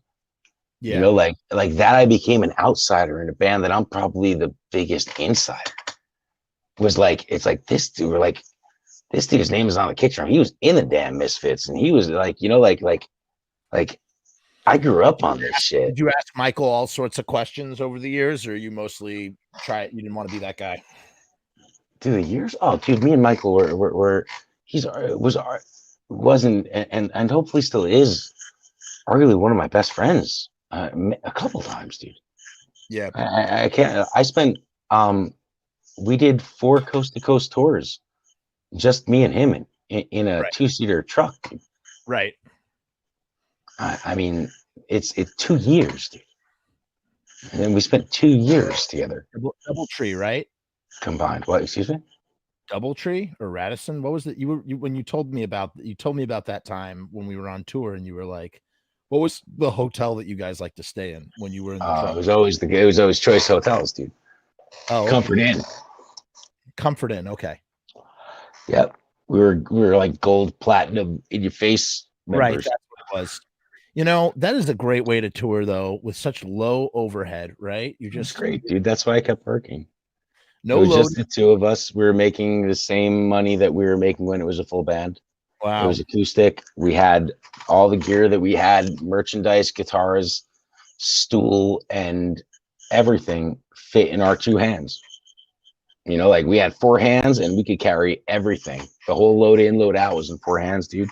We had a truck that held just the 2 of us and no one else. You know, it's interesting. It was amazing, dude. It was awesome. I remember when we were with Blitzkid, you were not, I don't know what the relationship, you and Michael were strained or something. There was you guys were not tight at that moment, I don't think, when we were touring with Blitzkid. Am I correct on that? Yeah, we were probably estranged at the moment. There were some, you know, like, I mean, there was no beef, I wouldn't say. Right. You know, like we weren't homies, but it's kind of par for the course in that situation. But eventually you came back into the fold. Well, I was trying to make sense of all this when he had his meltdown. I was trying to like tell the story. When's his meltdown? Loki said I did a pretty good job. But at some point after Blitzkid, you and Loki you guys came back into the fold. Well, me and Loki had been 3 tours into Darrow. Yeah. Doing well. Which Darrow tour was the one before Blitzkid? The second or the first? Yeah, it was the second one. No, that was the first one. The first one. Oh, really? Yeah, I had left on the first Darrow tour. We had completed it, and before I left on, dude, I left on a tour with Darrow, our first tour. Yeah. I came without going home. I left the Darrow tour, went to West Virginia, did 2 rehearsals with Blitzkid, went back coast to coast again with Blitzkid, came back, played Ghouls That Out with 3 bands. Yeah. And that's where that summer ended for me. And then we came home for 3 months. Not 3 months, my ass. We came home for 2 months? A month and a half? 6 weeks. 6 weeks? Yeah. Most of which was getting visas to go to Russia. Yeah. You had no problem. I don't think I had a problem with Tracy. You had the problem. Yeah. I mean, nonetheless, I had to speak to all you jabronis through it. So, I mean, you didn't have to speak it's stressful enough. I was fine. Bro, the after party of that Ghouls That Out lasted at my house for 3 weeks, bro. I had Germans at my house for another 2 weeks after Ghouls That Out. Are you kidding? I remember the day. At least a week, yes. I'm exaggerating 2 weeks, but at least a week. I crashed and my wife picked me up the next day and I bounced. That was a lot. Oh, dude, I had people at my house for another week after Ghouls That Out. Wow. So, I mean, like I had 5 weeks between that and the Blitzkid tour. We leave on the Blitzkid tour. We're gone for how many weeks then, right? We come back for Thanksgiving then. I think it was 3 weeks each, not including rehearsals or whatever. No, we were gone for longer on the European tour for sure. But there's video of me pretending to be Tracy Bird talking to the Russian embassy in New York City, trying to get... I was like, this might be good for the documentary. So I recorded myself going, oh yeah, I'm Tracy Bird. I'm Tracy Bird, blah, blah, blah, blah, blah. And it was funny when you guys were talking about it, because I was like, how did that end up? And it was Marco. Marco was the one who got it, rammed it. Liz Gruesome had something to do with that scenario too. Liz Gruesome, right. I did not. Shout out to Liz Gruesome, who much later after, I'd met Liz Gruesome through you guys and Blitzkid and staying with you guys, but Liz Gruesome, amazing human being. One of the most. She is literally the most talented human being I've ever met. You, Liz. We love you, Liz. And we love you, James, too. Not even kidding. Freaking, she did all the art for my feature length film. I hired her. Yeah, because I loved her art so much. Damn smart of you, dude. She did most of Darrow. Anything Darrow that James Rowe didn't do is Liz. Our logo, our Tardude, or everything. Yeah. Listen, Return of the Living Dead. So in my basement here, you see my basement here? This is your basement? I would have guessed it was. I would have guessed it was an upstairs room. To be honest with you. Do you really think so? No, that's a basement window behind me. I'm actually about to redo everything. I really would have guessed it was a second floor room. And I have to say something. Someone said something at the last episode. My girlfriend sees me watch your podcast, and she always says, "I just want to write to him and tell him to take that blue tape down." Bro, everybody can you just fix the blue tape. She says it all the time. Everybody has made comments ever since I became like a podcasting personality or whatever the hell. I love that you don't care. I don't care. It's punk rock, man. It's not even about punk rock. It was utilitarian. I needed those lights to stay up. I had blue painter's tape. I put it up. I don't care. I truly don't care. I'm surprised your lights have lasted that long. I'm sorry? I'm surprised that your lights lasted that long without puttering out. Dude, the LEDs. Oh, okay. Really, really, they're great. Hold on. I'm about to show you something. I want to show you for the full effect of it's not really a story, but I think you'll appreciate this. And then I want to talk about your POV of Georgia, because Georgia. We never played Georgia. No band I've ever. I think I played Georgia once in my life. Bro, you were with me in Georgia, in Augusta, Georgia. We played Georgia? Yes. On the Blitzkid tour? Augusta, Georgia. Yep. Why? Where? Ask what was the name of that tour agent you guys were always mad at about, I don't know. You do know that the guy. Who's the guy that you guys used to always bust his balls, or Goolsby and Tracy would always make jokes about the guy who booked the tour all funny? That was my first tour, bro. I don't know. Hold on one second though. That was my first Blitzkid tour. I don't know. Oh, wait, that's not going to work. Hold on 1 second. Give me 1 second while I figure this out. And I'm entering the broadcast studio. Before we leave that. Okay. Hello? Third Jeff. Hey, can you hear me? Mm-hmm. Okay. Wait, hold on. Are there three of you right now? Or okay, I get it. I thought that this third Jeff was pre-recorded. No. This is how I like, if I have to travel in my basement and I'm doing the show, I just hop on my phone. So first of all, here's the Liz Gruesome art. That's Liz Gruesome's art. Is this Romeo's Distress? Yeah. Dude, I've never seen that. I'll send you a screener. Word, I'd love to see it. Thank you. Thank you. Thank you for your interest. So my son comes. This is my base. Oh, you'll like this too, Joe. I showed this on my last. You like that, Joe? I'm sure you dig that. What are you, Chuck Biscuits, bro? I just, man, they came out in 2014. I ate all the cereal and I stuffed the boxes up. But wait. Here's what I wanted to show you. Okay. So my son comes down into the basement. This is like my office. Oh, you'll like this too. This is the last thing. How old is your son now? He's 5. So sorry. He comes down into the basement and he walks in. This is the first thing that he sees. Can you see that? Yeah. He sees my posters, or he sees this one too, right? That's awesome. And so he goes, "Daddy, who is that?" He goes, "Daddy, what is that? Daddy, what is that?" And I start to tell him like the story of Return of the Living Dead. I tell it to him like a little kid, and I point out the characters. He goes, "Daddy, who's that?" I go, "That's Freddy." He goes, "Who's that?" "That's Tarman." I don't want him to know the name Suicide, so we call him Susu. He's Susu. And so I point out all the different names, and he's named. Oh, that's Scuzz. That's Casey. That's Chuck. He knows all the characters.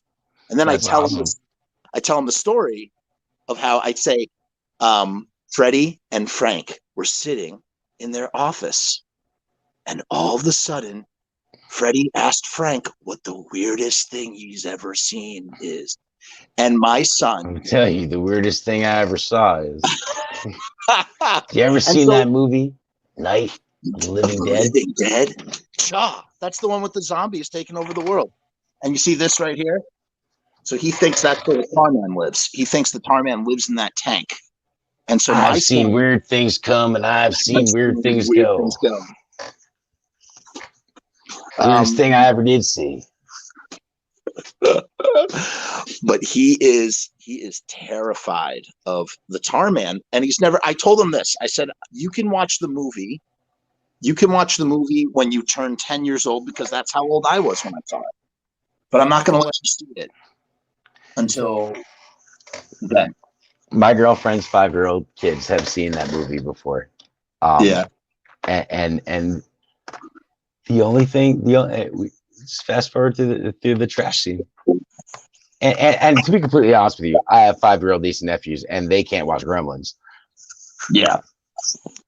My girlfriend's kids can watch anything. It's amazing. They're afraid of nothing. I don't know what it is, but no problem with Return of the Living Dead. They've seen it once, I believe. It's not a regular, of course, but they begged to see it based on the cover, so I did not show it to them. Yeah, but what happens is he asked me 100 questions about who. Hold on, I got an echo. And nothing else. Like, of all the things in your room, that's the. Is it eye level? That like, you know? He just, dude. It's cartoony looking, maybe. He just saw it one day and he goes, "Dad, what?" Yeah, maybe it was eye level, but he sees it one day and he goes, "Dad, what is that? Why? What is that?" And he just asked me 100 questions. And you know what that is? You know what that is, Joe? That's kinder trauma. I know because I had it. And what kinder trauma is, it's when you're terrified and absolutely captivated and absorbed at the same time, and you ask 100,000 questions, even though it scares the crap out of you. And you know, I'm dying to show it to him. Yeah. He's just too young, bro. He likes Little Shop of Horrors. He loves Audrey too. Feed me. Yeah. Oh, he sings the songs, man. He knows it all. But like, do you remember what got you into horror movies? Or like, do you remember the first time you were scared? Or like, do you remember like where, or not even what got you into horror movies, but where your fascination with scary